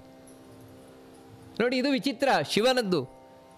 ಯಾರು ಅದು ಎಲ್ಲಿವರೆಗೆ ಅಂತ ಹೇಳಿದರೆ, ತ್ರಿಮೂರ್ತಿಗಳಲ್ಲಿ ಬ್ರಹ್ಮ ವಿಷ್ಣು ಮಹೇಶ್ವರರಲ್ಲಿ ಬಹಳ ಬೇಗ ಅನುಗ್ರಹ ಮಾಡೋನು ಶಿವ. ಬಹಳ ಬೇಗ ಅನುಗ್ರಹ ಮಾಡ್ತಾನೆ. ಈ ಲೋಕಕ್ಕೆ ನಿಮಗೆ ಸಂಬಂಧಪಟ್ಟದ್ದು ಏನು ಬೇಕೋ ಎಲ್ಲ ಕೊಡ್ತಾನೆ. ಅಹಂ ಭೋಗಪ್ರದೋ ವತ್ಸ ಮೋಕ್ಷದಸ್ತು ಜನಾರ್ದನ. ಬಹಳ ಸ್ಪಷ್ಟವಾಗಿ ಹೇಳಲಿಕ್ಕೆ, ನಿಮಗೆ ಇಲ್ಲಿ ಅದೇನು ಬೇಕು ಕೇಳಿದ್ರೆ ನಾನು ಕೊಡ್ತೇನೆ. ಮೋಕ್ಷ ದೀಕ್ಷೆ ಎಲ್ಲ ವಿಷ್ಣುವಿಗೆ ಕೇಳಬೇಕು, ಅದನ್ನು ನಾನು ಕೊಡೋಲ್ಲ. ಸ್ಪಷ್ಟವಾಗಿ ಹೇಳ್ತಾನೆ ಈ ಮಾತನ್ನು. ನೋಡಿ, ಆ ರೀತಿ ಕೇಳಿದ್ದನ್ನು ಕೊಡುವವನಿಗೆ ಶಿವನಿಗೆ ಒಂದು ಅರಮನೆ ಕಟ್ಕೊಂಡು ಕೂತ್ಕೊಳ್ಳಿಕ್ಕೆ ಆಗೋಲ್ವ? ಸ್ಮಶಾನದಲ್ಲೋ ಕೂತ್ಕೊಳ್ಬೇಕಾ? ಆ ಕೈಲಾಸ ಪರ್ವತದಲ್ಲಿ ಹೋಗಿ ಕೂತ್ಕೊಳ್ಬೇಕಾ? ಬೆಟ್ಟದಲ್ಲಿ ಕೂತ್ಕೊಳ್ಬೇಕಾ ಶಿವನಿಗೆ? ಇಷ್ಟಲ್ಲದೆ ಪಟ್ಟೆ ಪೀತಾಂಬರವನ್ನು ಎಲ್ರಿಗೂ ಕೊಡುವವನಿಗೆ ತನಗೊಂದು ಪಟ್ಟೆ ಪೀತಾಂಬರ ಉಟ್ಕೊಳ್ಳಿಕ್ಕೆ ಬರೋಲ್ವಾ? ಯಾವುದೋ ಆ ಹುಲಿಯ ಚರ್ಮ, ಆನೆ ಚರ್ಮ ಹೊದ್ಕೊಂಡು ಕೂತ್ಕೊಳ್ಬೇಕಾ? ಉಟ್ಕೊಂಡು ಕೂತ್ಕೊಳ್ಬೇಕಾ? ಗಂಧವನ್ನು ಮೈಗೆ ಪೂಸ್ಕೊಳ್ಳಿಕ್ಕೆ ಬರೋಲ್ವಾ? ಬೂದಿಯನ್ನು ಮೈಗೆ ಪೂಸ್ಕೊಂಡು ಕೂತ್ಕೊಳ್ಬೇಕಾ? ನಾನಾ ವಿಧವಾದ ಆಭರಣ ಹಾಕ್ಕೊಳ್ಳಿಕ್ಕೆ ಬರೋಲ್ವಾ? ನಾಗವನ್ನು ತಾನು ಸುತ್ತಕೊಳ್ಬೇಕಾ? ಕಿರೀಟವನ್ನು ಹಾಕ್ಕೊಳ್ಳಿಕ್ಕೆ ಬರೋಲ್ವಾ? ಅದು ಗಂಟು ಕಟ್ಟಿದ ಜಟೆ ಬೇಕಾ? ಅದು ಯಾವ ರೀತಿ ಗಂಟು ಕಟ್ಟಿದ ಜಟೆ? ಅದು ಕಪ್ಪು ಜಟೆಯೂ ಅಲ್ಲ, ಮತ್ತೇನಂದರೆ ಕೆಂಜಟೆ, ಕೆಂಪು ಜಟೆ ಶಿವನದ್ದು. ಯಾಕಂದರೆ ಯಾಕಿದ್ದಾರೆ ವಿಜಯ ಹೇಳ್ತಾರೆ ಇದ್ರಲ್ಲ, ವಿಶೇಷವಾಗಿ ಶಿವನ ಫೋಟೋ ನೋಡಿದರೆ ಒಳ್ಳೆ ಎಣ್ಣೆ ಹಾಕಿ ಪಾಚಿದಾಗಿರ್ತದೆ ಕೂದಲು. ಆ ರೀತಿ, ಯಾಕಂದರೆ ಆರ್ಟಿಸ್ಟ್ ಆ ರೀತಿ ಬಿಡಿಸಿರ್ತಾರೆ, ನಿಜವಾಗ್ಲೂ ಆಗಲ್ಲ. ಶಿವನದ್ದು ಕೆಂಜಟೆ ಅಂತೆ. ಅದು ಕೆಂಜಟೆ, ಅದು ಗಂಟು ಕಟ್ಟಿದ ಜಟೆ ಶಿವನದ್ದು ಅಲ್ಲ. ಯಾಕೆ ಈ ರೀತಿ? ಯಾಕೆ ಶಿವ ಅಂತ ಹೇಳಿದ್ರೆ ವೈರಾಗ್ಯದ ಸಂಕೇತ. ಜಗತ್ತಿನಲ್ಲಿ ವೈರಾಗ್ಯ ಅಂತ ಹೇಳಿದ್ರೆ ಯಾವ ರೀತಿ ಅನ್ನುವುದನ್ನು ತಿಳಿಸ್ತಾ ಇದ್ದಾನೆ ಶಿವ. ನೋಡಿ, ಈ ರೀತಿ ವೈರಾಗ್ಯದಿಂದ ಇರಬೇಕು. ಅದಕ್ಕೆ ವೈರಾಗ್ಯಾಧಿಪತಯೇ ರುದ್ರಾಯ ನಮಃ. ರುದ್ರನಿಗೆ ನಮಸ್ಕಾರ ಮಾಡೋದೇ ವೈರಾಗ್ಯಕ್ಕೋಸ್ಕರ, ಆ ಕಾರಣಕ್ಕೋಸ್ಕರ. ಇದು ಲಕ್ಷ್ಮಿಗೆ, ಈ ಪಾರ್ವತಿಗೆ ಗೊತ್ತಿದೆ. ನೋಡಿ, ಆ ಕಾರಣದಿಂದಾಗಿ ತಾನು ಶಿವನನ್ನು, ಅವನ ಗುಣವನ್ನು ನೋಡಿ ಪ್ರೀತಿಸಿ, ಅವನ ಮಹಿಮೆಯನ್ನು ನೋಡಿ ಪ್ರೀತಿಸಿ ತಾನು ವಿವಾಹ ಆದಳು. ಅದಕ್ಕೆ ಪನ್ನಗಧರನ ರಾಣಿ. ಎಲ್ಲವನ್ನು ಬಿಟ್ಟು ಶಿವನನ್ನು ಮಾತ್ರ ಪ್ರೀತಿಸಿ ವಿವಾಹವಾದವಳು. ಅಂದರೆ ಭಕ್ತಿ, ಇಲ್ಲಿ ಪ್ರೀತಿ ಅಂತ ಹೇಳಿದ್ರೆ ನಮ್ಮ ಲೋಕದ ಹಾಗಲ್ಲ, ಮತ್ತು ಭಕ್ತಿ, ಆ ಭಕ್ತಿಯಿಂದ ತಾನು ವಿವಾಹವಾದವಳು. ಪನ್ನಗಧರನ ರಾಣಿ. ರಾಣಿ ಅಂತ ನಾವು ಮೊದಲೇ ಕೇಳಿದಾಗ, ಯಾಕಂದರೆ ನೀವು ದಾಸರ ಪದ್ಯದಲ್ಲಿ ಎಲ್ಲರೂ ನೋಡ್ತಾರೆ, ವೆಂಕಟರಮಣನ ಬಿಂಕದ ರಾಣಿ. ಅದೇ ರೀತಿ ಸರಸ್ವತಿಗೆ ಬೇಕಾದರೆ ಬ್ರಹ್ಮನ ರಾಣಿ, ಇಲ್ಲಿ ಶಿವನ ರಾಣಿ. ರಾಣಿ ಅಂತ ಹೇಳಿದ್ರೆ ಜವಾಬ್ದಾರಿ ಇದೆ, ಅವಳಿಗೂ ಜವಾಬ್ದಾರಿ ಇದೆ. ಶಿವನ ಹಾಗೆ ಶಿವ ಯಾವ ರೀತಿ ತಾನು ಮನಸ್ಸನ್ನು ಕಂಟ್ರೋಲ್ ಮಾಡ್ತಾನೋ ಅದೇ ರೀತಿ ಇವಳು ಬಾಯನ್ನು ಕಂಟ್ರೋಲ್ ಮಾಡ್ತಾಳೆ. ಅದಕ್ಕೆ ನೋಡಿ, ವಾಸ್ತವಿಕವಾಗಿ ಮಾತು ಮನಸ್ಸುಗಳೆರಡೂ ಕೂಡ ಗಂಡ ಹೆಂಡತಿ ಅಂತ ಕರೆಯುವುದು ಈ ಕಾರಣದಿಂದಲೇ. ಮಾತು ಶಿವ ಅಲ್ಲ, ಈ ಮನಸ್ಸು ಶಿವ, ಮಾತು ಪಾರ್ವತಿ. ಇವರಿಬ್ಬರ ಸಂಯೋಗ ಆಗಬೇಕು. ಪತಿ ಪತ್ನಿಯರ ಸಂಯೋಗ ಆದರೆ ಮಾತ್ರ ಒಳ್ಳೆ ಮಾತು ಬರ್ತದೆ. ಇಲ್ಲದಿದ್ರೆ ಏನಾಗುತ್ತೆ ಅಂತ ಹೇಳಿದ್ರೆ, ಏನೋ ಮಾತಾಡ್ತಾ ಇರ್ತಾರೆ, ಮನಸ್ಸಲ್ಲಿ ಏನೋ ಇರುತ್ತೆ, ಮನಸ್ಸು ಏನೋ ಯೋಚನೆ ಮಾಡ್ತಾ ಇರ್ತದೆ, ಬಾಯಲ್ಲೇನೋ ಮಾತಾಡ್ತಾ ಇರ್ತಾರೆ, ಅವಾಗ ಅರ್ಥವೇ ಇರೋಲ್ಲ. ಕಡೆಗೆ ಎಲ್ಲಿವರೆಗೆ ಅಂತ ಹೇಳಿದ್ರೆ ಸ್ವಲ್ಪ ಹೊತ್ತಾದಮೇಲೆ ಓಯ್ ಏನು ಮಾತಾಡ್ತಿದ್ದೀರಿ ಗೊತ್ತಿದೆ ನಿಮಗೆ, ಗೊತ್ತಾಯ್ತಾ ಏನು ಮಾತಾಡ್ತಿದ್ದೀರಿ ಅಂತ. ಹೋ ನಾನು ಏನು ಹೇಳಿದೆ, ನಾನು ನೋಡಿ ಕೇಳೋದು, ನಾನು ಏನು ಹೇಳಿದೆ, ಅಲ್ಲ ಏನು ಹೇಳಿದ್ವಿ ಗೊತ್ತಿಲ್ವಾ, ಅಯ್ಯೋ ನಾನು ಯಾವುದೇ ಯೋಚನೆಯಲ್ಲಿದ್ದು ಮಾತಾಡ್ತಾ ಇದ್ದೆ. ಆದರೆ ನೋಡಿ, ವಾಸ್ತವಿಕವಾಗಿ ಮನಸ್ಸು ಬೇರೆ ಮಾತು ಬೇರೆ ಆಯಿತು ಅಂತ ಹೇಳಿದ್ರೆ ಅರ್ಥಹೀನವಾದ ಮಾತು ಬರ್ತದೆ. ಯಾವತ್ತೂ ಮನಸ್ಸಿಟ್ಟು ಮಾತಾಡಬೇಕು, ಆಗ ಮಾತ್ರ ಸರಿಯಾಗಿ ಬರ್ತದೆ. ಆದರೆ ಆ ಮನಸ್ಸಿಟ್ಟು ಮಾತಾಡಬೇಕು ಅಂತ ಹೇಳಿದ್ರೆ ಅದೇ ಉಮಾ ಪಾರ್ವತಿಯರ ಸಂಯೋಗ, ಆಗ ಮಾತ್ರ ಒಳ್ಳೆ ಮಾತು ಹುಟ್ಟಿ ಬರ್ತದೆ. ಹೀಗೆ ನಿಜವಾಗಿಯೂ ಕೂಡ ಪಾರ್ವತಿ ತಾನು ಮಾತಿನಲ್ಲಿ ನೆಲೆಸಿರುವಂಥವಳು, ಮನಸ್ಸಿನಲ್ಲಿ ಶಿವ ಇದ್ದಾನೆ ನೋಡಿ. ಅದಕ್ಕೆ ಇಲ್ಲಿ ಹೇಳ್ತಾರೆ, ಪನ್ನಗಧರನ ರಾಣಿ ಪರಮ ಪಾವನಿ. ನೀನು ರಾಣಿಯಾಗಿದ್ಯಾ ಅಂತ ಹೇಳಿದ್ರೆ ಜವಾಬ್ದಾರಿಯನ್ನು ಹೊತ್ತಿದ್ಯಾ ನೀನು. ಇನ್ನೊಂದು ವಿಶೇಷ ಜವಾಬ್ದಾರಿ ಇದೆ ನಮ್ಮೊಳಗೆ, ಒಂದೇನು ಅಂದರೆ ಮಾತಿಗೆ ಸಂಬಂಧಪಟ್ಟ ಹಾಗೆ. ಅಲ್ರಿ, ಮಾತಿಗೆ ಸಂಬಂಧಪಟ್ಟ ಹಾಗೆ ವಾಗ್ದೇವಿ ಅಂತ ಸರಸ್ವತಿ ಅಲ್ಲ ಹೇಳೋದು. ನೀವಿಂದ ಹೇಳಿದ್ವಿ ಅವಳು ಸರಸ್ವತಿ ವಾಗ್ದೇವಿ ಅಂತ. ವರವ ಕೊಡು ಎನಗೆ ವಾಗ್ದೇವಿ ನಿನ್ನ. ಇಲ್ಲಿ ಪಾರ್ವತಿ ಮತ್ತು ವಾಗ್ದೇವಿ ಅಂತ ಹೇಳ್ತಾ ಇದ್ದೀರಿ, ಮಾತಾಡ್ತೀನಿ ಅಂತ. ಏನು ಎಲ್ಲರೂ ಮಾತಾಡ್ತಾರೆ ಅಂತ ಹೇಳಿದ್ರೆ ಯಾರು ಒಳಗೆ ಕೂತವರಾಗಿದ್ದರೆ? ಪಾರ್ವತಿಯ, ಸರಸ್ವತಿಯ, ಇನ್ನು ಲಕ್ಷ್ಮಿಗೂ ಕೂಡ ಹೇಳಿದಿರಿ. ಯಾಕಂತ ಹೇಳಿದ್ರೆ ಅತ್ರ ಸಖಾಯ ಸಖ್ಯಾನಿ ಜಾನತೆ ಭದ್ರೇಶಾಂ ಲಕ್ಷ್ಮೀರ್ನಿಹಿತಾಧಿವಾಚಿ. ಒಳ್ಳೆ ಮಾತಿನಲ್ಲಿ ಲಕ್ಷ್ಮಿ ಕೂತಿರ್ತಾಳೆ ಅಂತ. ಲಕ್ಷ್ಮಿ ಕೂತಿರ್ತಾಳ, ಸರಸ್ವತಿ ಕೂತಿರ್ತಾಳ, ಪಾರ್ವತಿ ಕೂತಿರ್ತಾಳೆ, ಯಾರು ಕೂತಿರ್ತಾಳೆ ನಮ್ಮ ಬಾಯಲ್ಲಿ? ಕಡೆಗೆ ಮೂವರು ಗಲಾಟೆ ಮಾಡಿಕೊಂಡ್ರೆ ನಮ್ಮ ಕಥೆ ಏನು ಅಂತ ಹೇಳಿದ್ರೆ, ಇದು ಯಾಕಂತ ಹೇಳಿದ್ರೆ ಬೆಳಗಾತೆಯದು ಕೈಯಲ್ಲಿ ನೋಡ್ಕೊಳ್ತೇವಲ್ವ. ಕರಾಗ್ರೆ ವಸದೆ ಲಕ್ಷ್ಮಿ, ಕರ ಮಧ್ಯೆ ಸರಸ್ವತಿ, ಕರಮೂಲೆ ಸದಾ ಗೌರಿ. ಒಂದೇ ಕೈಯಲ್ಲಿ ಮೂವರು ಇರ್ತಾರೆ, ಲಕ್ಷ್ಮಿ, ಸರಸ್ವತಿ, ಪಾರ್ವತಿ. ಯಾಕಂತ ಹೇಳಿದ್ರೆ ಬೇರೆ ಬೇರೆ ಕೆಲಸಕ್ಕೋಸ್ಕರ ಮೂವರು ಕೂತಿರ್ತಾರೆ ನೋಡಿ. ಹಾಗೆಯೇ ನಮ್ಮ ನಾಲಿಗೆಯಲ್ಲಿ ಲಕ್ಷ್ಮಿ, ಸರಸ್ವತಿ, ಪಾರ್ವತಿ ಈ ಮೂವರು ಕೂತು ಬೇರೆ ಬೇರೆ ಕೆಲಸವನ್ನು ಮಾಡಿಸ್ತಾ ಇರ್ತಾರೆ. ಮೂವರು ಕೂಡ ಬೇರೆ ಬೇರೆ ಕೆಲಸ ನೋಡಿ. ಈ ಕಾರಣದಿಂದಾಗಿ ಮೂವರ ಸನ್ನಿಧಾನವೂ ಬೇಕು ನಮ್ಮ ನಾಲಿಗೆಯಲ್ಲಿ. ಮೂವರ ಸನ್ನಿಧಾನವೂ ಇತ್ತು ಅಂತ ಹೇಳಿದ್ರೆ ನಾಲಿಗೆಯಲ್ಲಿ ಇವನ ಬಾಯಿಯಿಂದ ತಪ್ಪು ಬರುವುದೇ ಇಲ್ಲ, ಅಥವಾ ಇವನ ಬಾಯಿಯಿಂದ ಆಡಬಾರದ ಮಾತು ಬರುವುದೇ ಇಲ್ಲ. ಅಷ್ಟು ಮಾತ್ರ ಅಲ್ಲ, ಇವನ ಬಾಯಿಯಿಂದ ಬರುವ ಮಾತು ವ್ಯರ್ಥ ಆಗಿರಲ್ಲ. ಮತ್ತೇನು ಅಂತ ಹೇಳಿದ್ರೆ ನಡೆದು ಹೋಗ್ಬಿಡ್ತದೆ. ಅದೇ ಯಾರು ಋಷಿಮುನಿಗಳಿರ್ತಾರೆ, ಜ್ಞಾನಿಗಳಿರ್ತಾರೆ, ಅವರು ಒಂದು ಮಾತು ಬಾಯಿ ಬಿಟ್ಟು ಆಡಿದರು ಅಂತ ಹೇಳಿದ್ರೆ ಸತ್ಯ, ಅದು ನಡೆದೇ ಹೋಯ್ತದು. ಋಷೀಣಾಂ ಪುನರಾದ್ಯಾನಾಂ ವಾಚಮರ್ಥೋನುಧಾವತೀನ್. ಅದಕ್ಕೆ ಎರಡು ಮಾತೇ ಇಲ್ಲ. ಕಾರಣ ಏನ್ರಿ? ಅವ್ರು ಮಾತಾಡಿಬಿಟ್ರೆ ಅಷ್ಟೋಗ್ಬಿಡ್ತದೆ. ನಾವು ಒಂದು ಸಲ ಅಲ್ಲ 100 ಸಲ ಶಾಪ ಕೊಟ್ಟರು ನಡೆಯೋಲ್ಲ. ಹಾಳಾಗೋಗು 10 ಸಲ ಕೊಟ್ಟರು ಏನೋ ಆಗಲ್ಲ, ನಾವು ಬೇಕಾದ್ರೆ ಹಾಳಾಗ್ಬೋದಷ್ಟೇ. ಕಾರಣ ಏನಂದರೆ ನಮ್ಮ ನಾಲಿಗೆಯಲ್ಲಿಲ್ಲ ಸರಸ್ವತಿ ಮತ್ತು ಈ ಪಾರ್ವತಿ, ಲಕ್ಷ್ಮಿ ನೆಲೆಸಿದರೆ ನಾಲಿಗೆಯಲ್ಲಿ ನಮ್ಮ ಮಾತು ಸತ್ಯವಾಗ್ತದೆ. ಹೇಳಿದಾಗ ಆಗತ್ತೆ. ಒಂದು ಬಾರಿ ಅಲ್ಲ, ಯಾವಾಗಲೂ ಕೂಡ ಅವ್ರು ನೆಲೆಸಬೇಕು. ಯಾಕಂದರೆ ಅಂಥ ಬಾಯಿಯಿಂದ ಕೆಟ್ಟ ಮಾತು ಬರೋಲ್ಲ ಅವ್ರು ನೆಲೆಸಿದಾಗ. ಅದಕ್ಕೆ ನೋಡಿ, ವಿಶೇಷವಾಗಿ ನಮ್ಮ ಮಾತನ್ನು ನಿಯಂತ್ರಣ ಮಾಡುವವಳು ಪಾರ್ವತಿಯೂ ಕೂಡ ಆಗಿದ್ದಾಳೆ. ಅದಕ್ಕೆ ಅವಳು ರಾಣಿ. ಅಷ್ಟು ಮಾತ್ರ ಅಲ್ಲ, ಪಾರ್ವತಿ ಇನ್ನೂ ಒಂದು ಕೆಲಸ ಇದೆ, ಶಬ್ದ, ಸ್ಪರ್ಶ, ರೂಪರಸ, ಗಂಧ. ಆ 5ರಲ್ಲಿ ನಿಜವಾಗಲೂ ಕೂಡ ಇದು ಪೃಥ್ವಿಯ ಅಭಿಮಾನಿನಿ ಆಗಿದ್ದಾಳೆ ಅವಳು. ವಿಶೇಷವಾಗಿ ಲಕ್ಷ್ಮಿ ಅಂದರೆ ಇದು ಶಬ್ದ, ಸ್ಪರ್ಶ, ರೂಪ, ರಸ, ಗಂಧಕ್ಕೆ ಅಭಿಮಾನಿನಿ ಅವಳು. ಗಂಧ ಅಂದರೆ ಪರಿಮಳ. ಈ ಪರಿಮಳ ವಾಸನೆ ಎಲ್ಲ ಬರ್ತದೆ ನೋಡಿ. ಅದರಲ್ಲಿ ಈ ಒಳ್ಳೊಳ್ಳೆ ಪರಿಮಳಗಳೇ ನಮ್ಮ ಮೂಗಿಗೆ ಬಡಿತಾ ಇದೆ ಅಂತ ತಿಳ್ಕೊಳ್ಳಿ, ಅದು ಪಾರ್ವತಿಯಿಂದಾಗಿ. ಹೀಗೆ ನಮ್ಮ ಶರೀರದಲ್ಲಿ ಅನೇಕ ಕೆಲಸಗಳಿಗೋಸ್ಕರ ಕೂತಿದ್ದಾಳೆ ಪಾರ್ವತಿ. ಇಷ್ಟೆಲ್ಲ ನಮಗೆ ಅನುಗ್ರಹವನ್ನು ಮಾಡ್ತಾ ಇದ್ದಾಳೆ ಒಳಗೆ ಕೂತು. ವಿಶೇಷವಾಗಿ ಪ್ರಾರ್ಥನೆ ಮಾಡಿದರೆ ಹೊರಗಿಂದಲೂ ನಮಗೆ ಬಹಳ ಅನುಗ್ರಹವನ್ನು ಮಾಡ್ತಾಳೆ ಅವಳು ಪಾರ್ವತಿ. ಅದಕ್ಕೆ ಅವಳು ರಾಣಿಯಾಗಿರುವಂಥವಳು. ಪರಮ ಪಾವನಿ. ಮುಂದೆ ವಿಶೇಷವಾಗಿ ಹೇಳ್ತಾರೆ ಅವಳು ಅತ್ಯಂತ ಪವಿತ್ರಳಾಗಿರುವವಳು. ಪರಮ ಪಾವನಿ, ಬರೀ ಪಾವನಿ ಅಲ್ಲ, ಬರೀ ಶುದ್ಧ ಅಲ್ಲ, ಅತ್ಯಂತ ಶುದ್ಧಳಾಗಿರುವಂಥವಳು ಪಾರ್ವತಿ. ಯಾಕೆ ಅಂತ ಹೇಳಿದ್ರೆ ಅಂತಹ ಪಾತಿವ್ರತ್ಯದಿಂದಾಗಿ, ಪತಿಯ ಸೇವೆಯನ್ನು ಅಷ್ಟು ಮಾಡ್ತಾ ಇರುವುದರಿಂದಾಗಿ ಅಷ್ಟು ಶುದ್ಧವಾಗಿರುವಂಥವಳು. ಯಾಕಂದರೆ ಯಾವತ್ತೂ ಒಂದು ಹೆಣ್ಣಿಗೆ ಇರುವಂತಹ ದೊಡ್ಡ ಶಕ್ತಿ ಯಾವುದು ಅಂತ ಹೇಳಿದ್ರೆ ಪಾತಿವ್ರತ್ಯ. ಪಾತಿವ್ರತ್ಯಕ್ಕಿಂತ ಇನ್ನೊಂದು ತಪಸ್ಸೇ ಇಲ್ವಂತೆ, ಇನ್ನೊಂದು ಶಕ್ತಿಯೇ ಇಲ್ವಂತೆ. ಅದಕ್ಕೆ ನಿಮಗೆ ಎಲ್ಲಿವರೆಗೆ ಅಂತ ಹೇಳಿದ್ರೆ ಆ ಪಾತಿವ್ರತ್ಯದ ಮುಂದೆ ಯಾವ ದೇವತೆಗಳು ಏನು. ಅದಕ್ಕೋಸ್ಕರ ಪಾತಿವ್ರತ್ಯವನ್ನು ಕೆಡಿಸಿ ಅಂದರೆ ಆಗಲ್ಲ ಅಂತಲ್ಲ, ಮಾಡಲಿಕ್ಕೆ ಹೋಗೋಲ್ಲ. ಯಾಕಂದರೆ ಪಾತಿವ್ರತ್ಯಕ್ಕೆ ಅಷ್ಟು ಬೆಲೆ ಕೊಡ್ತಾರೆ. ನಿಮಗೆ ಎಲ್ಲಿವರೆಗೆ ಅಂತ ಹೇಳಿದರೆ ಇದೊಂದು ಕಥೆ ಬರ್ತದೆ.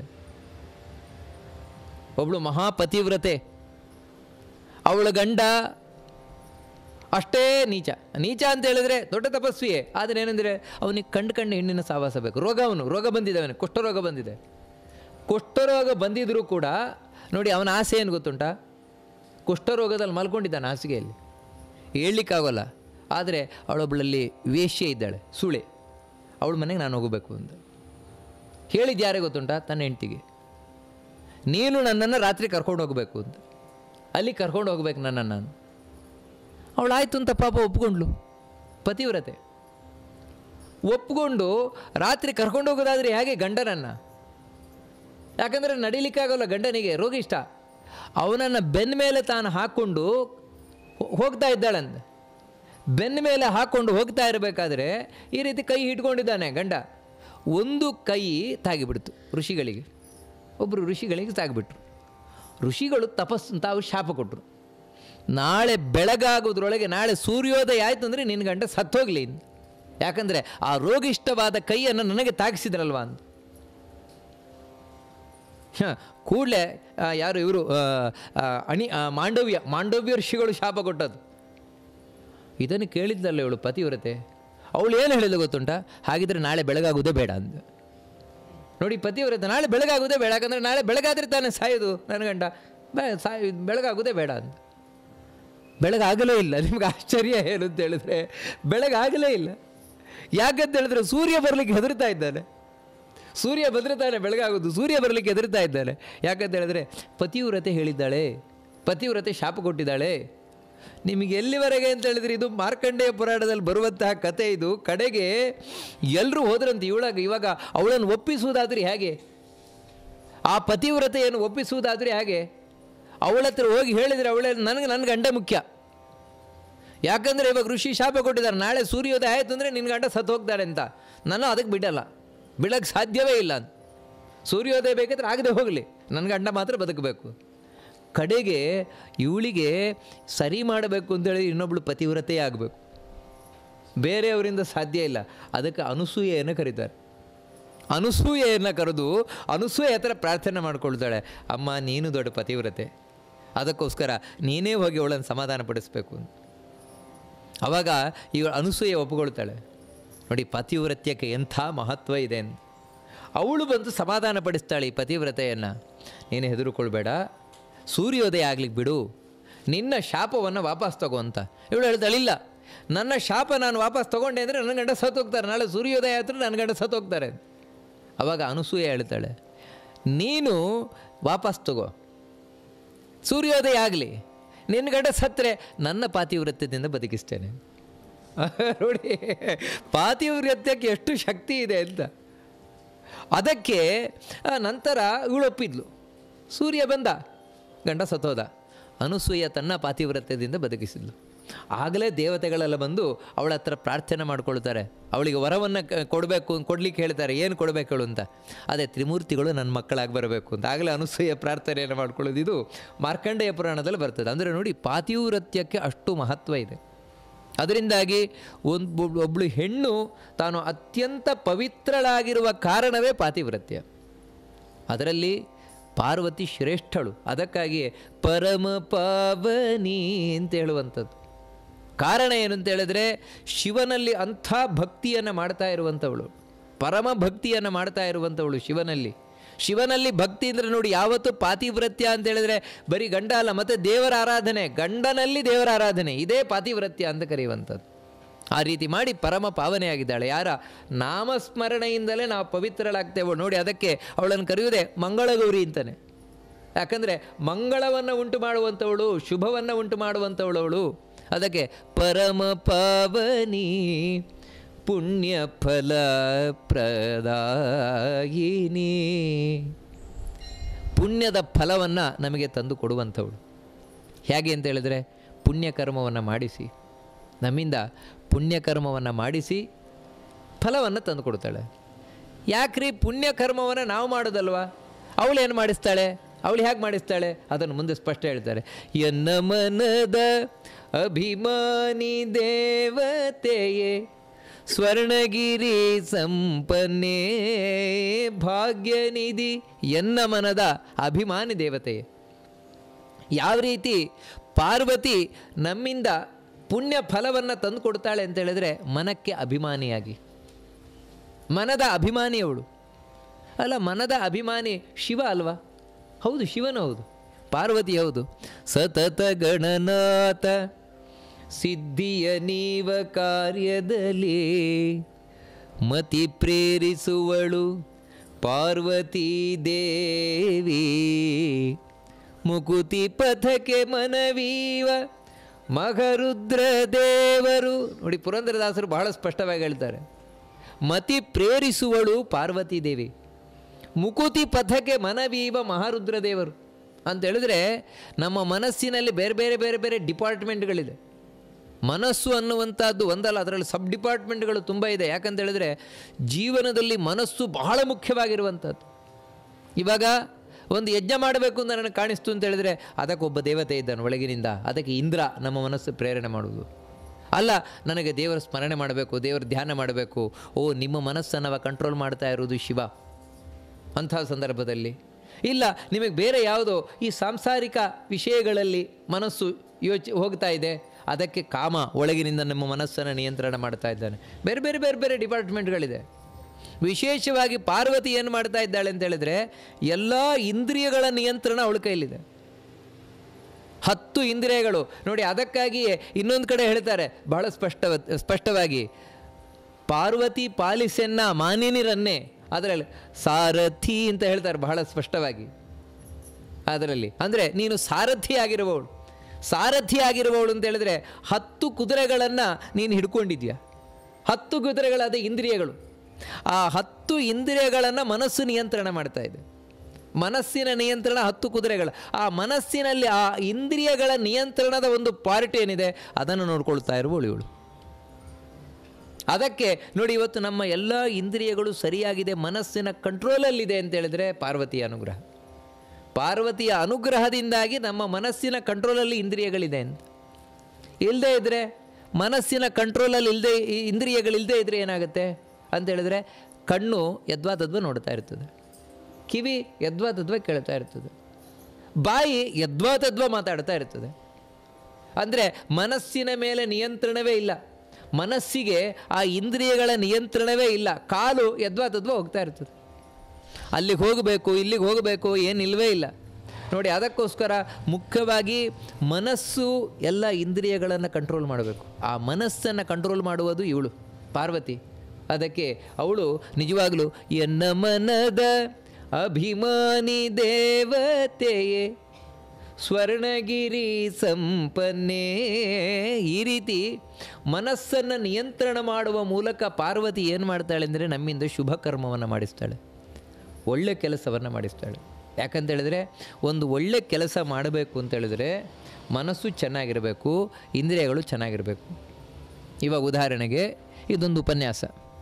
ಈ ಉಪನ್ಯಾಸ ಅಂತ ಹೇಳುವಂಥದ್ದು ನಮ್ಮ ಪುಣ್ಯ ಯಾವಾಗ ತಂದು ಕೊಡ್ತದೆ ಹೇಳಿ? ಮೊದಲು ಕಿವಿಯಿಂದ ಕೇಳಬೇಕಲ್ವ? ಕಿವಿ ಯಾವಾಗ ಕೇಳುತ್ತೆ? ಮನಸ್ಸಿದ್ರೆ ಕೇಳುತ್ತಷ್ಟೇ. ಅಂದರೆ ಕಿವಿ ಯಾವಾಗ ಕಿವಿಯನ್ನು ಮನಸ್ಸು ನಿಯಂತ್ರಣ ಮಾಡ್ತದೆ ಆವಾಗ ಕಿವಿ ಕೇಳ್ತದೆ. ಮನಸ್ಸು ನಿಯಂತ್ರಣ ಮಾಡಬೇಕು. ಯಾವ ರೀತಿ ಮನಸ್ಸು ನಿಯಂತ್ರಣ ಮಾಡಬೇಕು ಅಂತ ಹೇಳಿದ್ರೆ ನಾನು ಕೇಳಬೇಕು. ನೋಡಿ, ಇಷ್ಟಪಟ್ಟು ಕೇಳಬೇಕು. ಯಾವತ್ತು ಮನಸ್ಸಿದೆ, ಮನಸ್ಸು ಒಂದು ಇಂದ್ರಿಯವನ್ನು ನಿಯಂತ್ರಣ ಮಾಡ್ತಾ ಇದೆ ಅಂತ ಹೇಳಿದ್ರೆ ಅಲ್ಲೇ ಇಷ್ಟ ಇದೆ ಅಂತ ಹೇಳು. ಇಲ್ಲದಿದ್ರೆ ಏನಂತ ಹೇಳಿದ್ರೆ ಅಯ್ಯೋ ನನಗೆ ಕೇಳಲಿಕ್ಕೆ ಇಷ್ಟವೇ ಇಲ್ಲ. ಇಷ್ಟವೇ ಇಲ್ಲ ಅಂದರೆ ಅರ್ಥ ಏನು ಅಂತ ಹೇಳಿದ್ರೆ ಮನಸ್ಸಿಲ್ಲ. ಇಷ್ಟೇ, ಅದು ಒಂದೇ ಶಬ್ದ, ಎರಡು ಒಂದೇ. ಮನಸ್ಸಿಲ್ಲ ಅಂತ ಹೇಳೋದು ಒಂದೇ, ಇಷ್ಟ ಇಲ್ಲ ಅಂತ ಹೇಳೋದು ಒಂದೇ. ಅದಕ್ಕೆ ನಮ್ಮಲ್ಲಿ ಹೇಳೋದಲ್ಲ, ಅಯ್ಯೋ ಅಲ್ಲಿ ಹೋಗ್ಲಿಕ್ಕೆ ನನಗೆ ಯಾಕೋ ಮನಸ್ಸೇ ಇಲ್ಲ. ಮನಸ್ಸೇ ಇಲ್ಲ ಅಂತ ಹೇಳಿದ್ರೆ ಇಷ್ಟ ಇಲ್ಲ ಅಂತಲೇ ಅರ್ಥ. ಇಷ್ಟ ಇದ್ದು ಕೇಳಿದಾಗ ಕಿವಿ ಕೇಳ್ತಾ ಇದೆ ಅಂತ ಅರ್ಥ. ಬರೀ ಕಿವಿಗೆ ಶಬ್ದ ಬಡದು ಕೂಡಲೇ ಹೋಗ್ತದೆ ಅಂತ ಅರ್ಥ ಆಗ್ತದೆ ಅಂತಲ್ಲ, ಮತ್ತು ಇಷ್ಟ ಇರಬೇಕು. ಆ ಇಷ್ಟ ಇದ್ದು ಕೇಳ್ತಾ ಇದ್ದೇನೆ ಅಂತ ಹೇಳಿದ್ರೆ ಪಾರ್ವತಿಯ ಅನುಗ್ರಹ ಇದೆ. ಆ ಪಾರ್ವತಿಯ ಅನುಗ್ರಹದ ಮೂಲಕವಾಗಿ ಆ ಕಿವಿ ಕೇಳ್ತಾ ಇದೆ. ಬಾಯಿ ಇವಾಗ ನಾನು ಹೇಳ್ತೇನೆ ಅಂತ ತಿಳ್ಕೊಳ್ಳಿ, ನಾನು ಇಷ್ಟಪಟ್ಟು ಹೇಳಬೇಕು. ಇಷ್ಟಪಟ್ಟು ಹೇಳಿದಾಗ ನನಗೆ ಚೆನ್ನಾಗಿ ಹೇಳಲಿಕ್ಕಾಗತ್ತೆ. ಇಷ್ಟಪಟ್ಟು ಹೇಳದೇ ಇದ್ದ ಏನಾಗುತ್ತೆ ಅಂತ ಹೇಳಿದ್ರೆ, ಅಯ್ಯೋ ಹೇಳಬೇಕಲ್ವಾ, ಏನು ಮಾಡೋದು, ಆ ರೀತಿ. ಆವಾಗ ಇಂಟ್ರೆಸ್ಟ್ ಇರೋಲ್ಲ, ಹೇಳಲಿಕ್ಕೆ ಇಂಟ್ರೆಸ್ಟ್ ಇರೋಲ್ಲ, ಕೇಳಲಿಕ್ಕೆ ಇಂಟ್ರೆಸ್ಟ್ ಇರೋಲ್ಲ, ನೋಡಲಿಕ್ಕೆ ಇಂಟ್ರೆಸ್ಟ್ ಇರೋಲ್ಲ, ಯಾವುದಕ್ಕೂ ಇಂಟ್ರೆಸ್ಟ್ ಇರೋಲ್ಲ ನೋಡಿ. ಅದಕ್ಕೆ ವಾಸ್ತವಿಕವಾಗಿ ನಾವು ಯಾವುದನ್ನೇ ಆಸಕ್ತಿ ಇಟ್ಟು ಮಾಡಿದಾಗ ಅಲ್ಲೊಂದು ಪುಣ್ಯ ಅಂತ ಹೇಳೋದು ಬರುತ್ತೆ. ಯಾಕಂದರೆ ಆಸಕ್ತಿ ಇಟ್ಟು ಮಾಡಿದಾಗ, ಕೇಳಿದಾಗ ಅಲ್ಲೊಂದು ಇನ್ವಾಲ್ವ್ಮೆಂಟ್ ಬರ್ತದೆ ಮೊದಲು. ಆ ಇನ್ವಾಲ್ವ್ಮೆಂಟಿನಿಂದಾಗಿ ನಮಗೆ ಪುಣ್ಯ ಬರ್ತದೆ. ಯಾಕಂದರೆ ಮನಸ್ಸಲ್ಲಿ ನಿಲ್ಲಬೇಕು, ಆವಾಗ ಮಾತ್ರ ಪುಣ್ಯ ಬರ್ತದೆ. ಹೀಗೆ ನಮಗೆ ಪುಣ್ಯವನ್ನು ತಂದುಕೊಡುವಂಥವಳು ಪಾರ್ವತಿ. ಅಂದರೆ ಪಾರ್ವತಿಯ ಪಾತ್ರ ನಮ್ಮ ಜೀವನದಲ್ಲಿ ಎಷ್ಟಿದೆ. ಇದನ್ನು ಪುಣ್ಯಫಲ ಪ್ರದಾಯಿನಿ, ಎನ್ನ ಮನದ ಅಭಿಮಾನಿ ದೇವತೆಯೇ, ಸ್ವರ್ಣಗಿರಿ ಸಂಪನ್ನೆ, ಭಾಗ್ಯನಿಧಿ, ಬಂಗಾರದ ಪರ್ವತದಲ್ಲಿರುವವಳೇ, ಅದೇ ಕೈಲಾಸ ಪರ್ವತ ಅಲ್ಲಿರುವಂಥವಳೇ ಭಾಗ್ಯನಿಧಿ ನೀನು ಅಂತ ಹೇಳಿದರೆ ಎಲ್ಲ ಭಾಗ್ಯವನ್ನು ತಂದುಕೊಡುವಂಥವಳು. ಅಲ್ಲ, ಭಾಗ್ಯನಿಧಿ ನಾವು ಹಿಂದೆ ಭಾಗ್ಯದ ಲಕ್ಷ್ಮೀ ಬಾರಮ್ಮ, ಲಕ್ಷ್ಮಿಗೆ ಭಾಗ್ಯನಿಧಿಯಿಂದ ಅಲ್ಲಿ ಕೇಳಿದ್ವು. ಇಲ್ಲ ಹೇಳ್ಬೇಕಾದ್ರೆ ಇವಳಿಗೆ ಭಾಗ್ಯನಿಧಿ ಅಂತ ಹೇಳ್ತಾ ಇದ್ದಾರಲ್ವ. ಹೌದು, ಬೇರೆ ಬೇರೆ ಬೇರೆ ರೀತಿಯಿಂದ ನಮಗೆ ಸಂಪತ್ತನ್ನು, ಭಾಗ್ಯವನ್ನು ತಂದುಕೊಡುವಂಥವ್ರು, ಅದೃಷ್ಟವನ್ನು ತಂದುಕೊಡುವಂಥವ್ರು ದೇವತೆಗಳು. ನಿನ್ನ ಮಹಿಮೆಯನು ಭಿನ್ನಾಣನಲಿನ ವರ್ಣಿಸಲಳವೇ ಪ್ರಸನ್ನ ವದನಳೇ.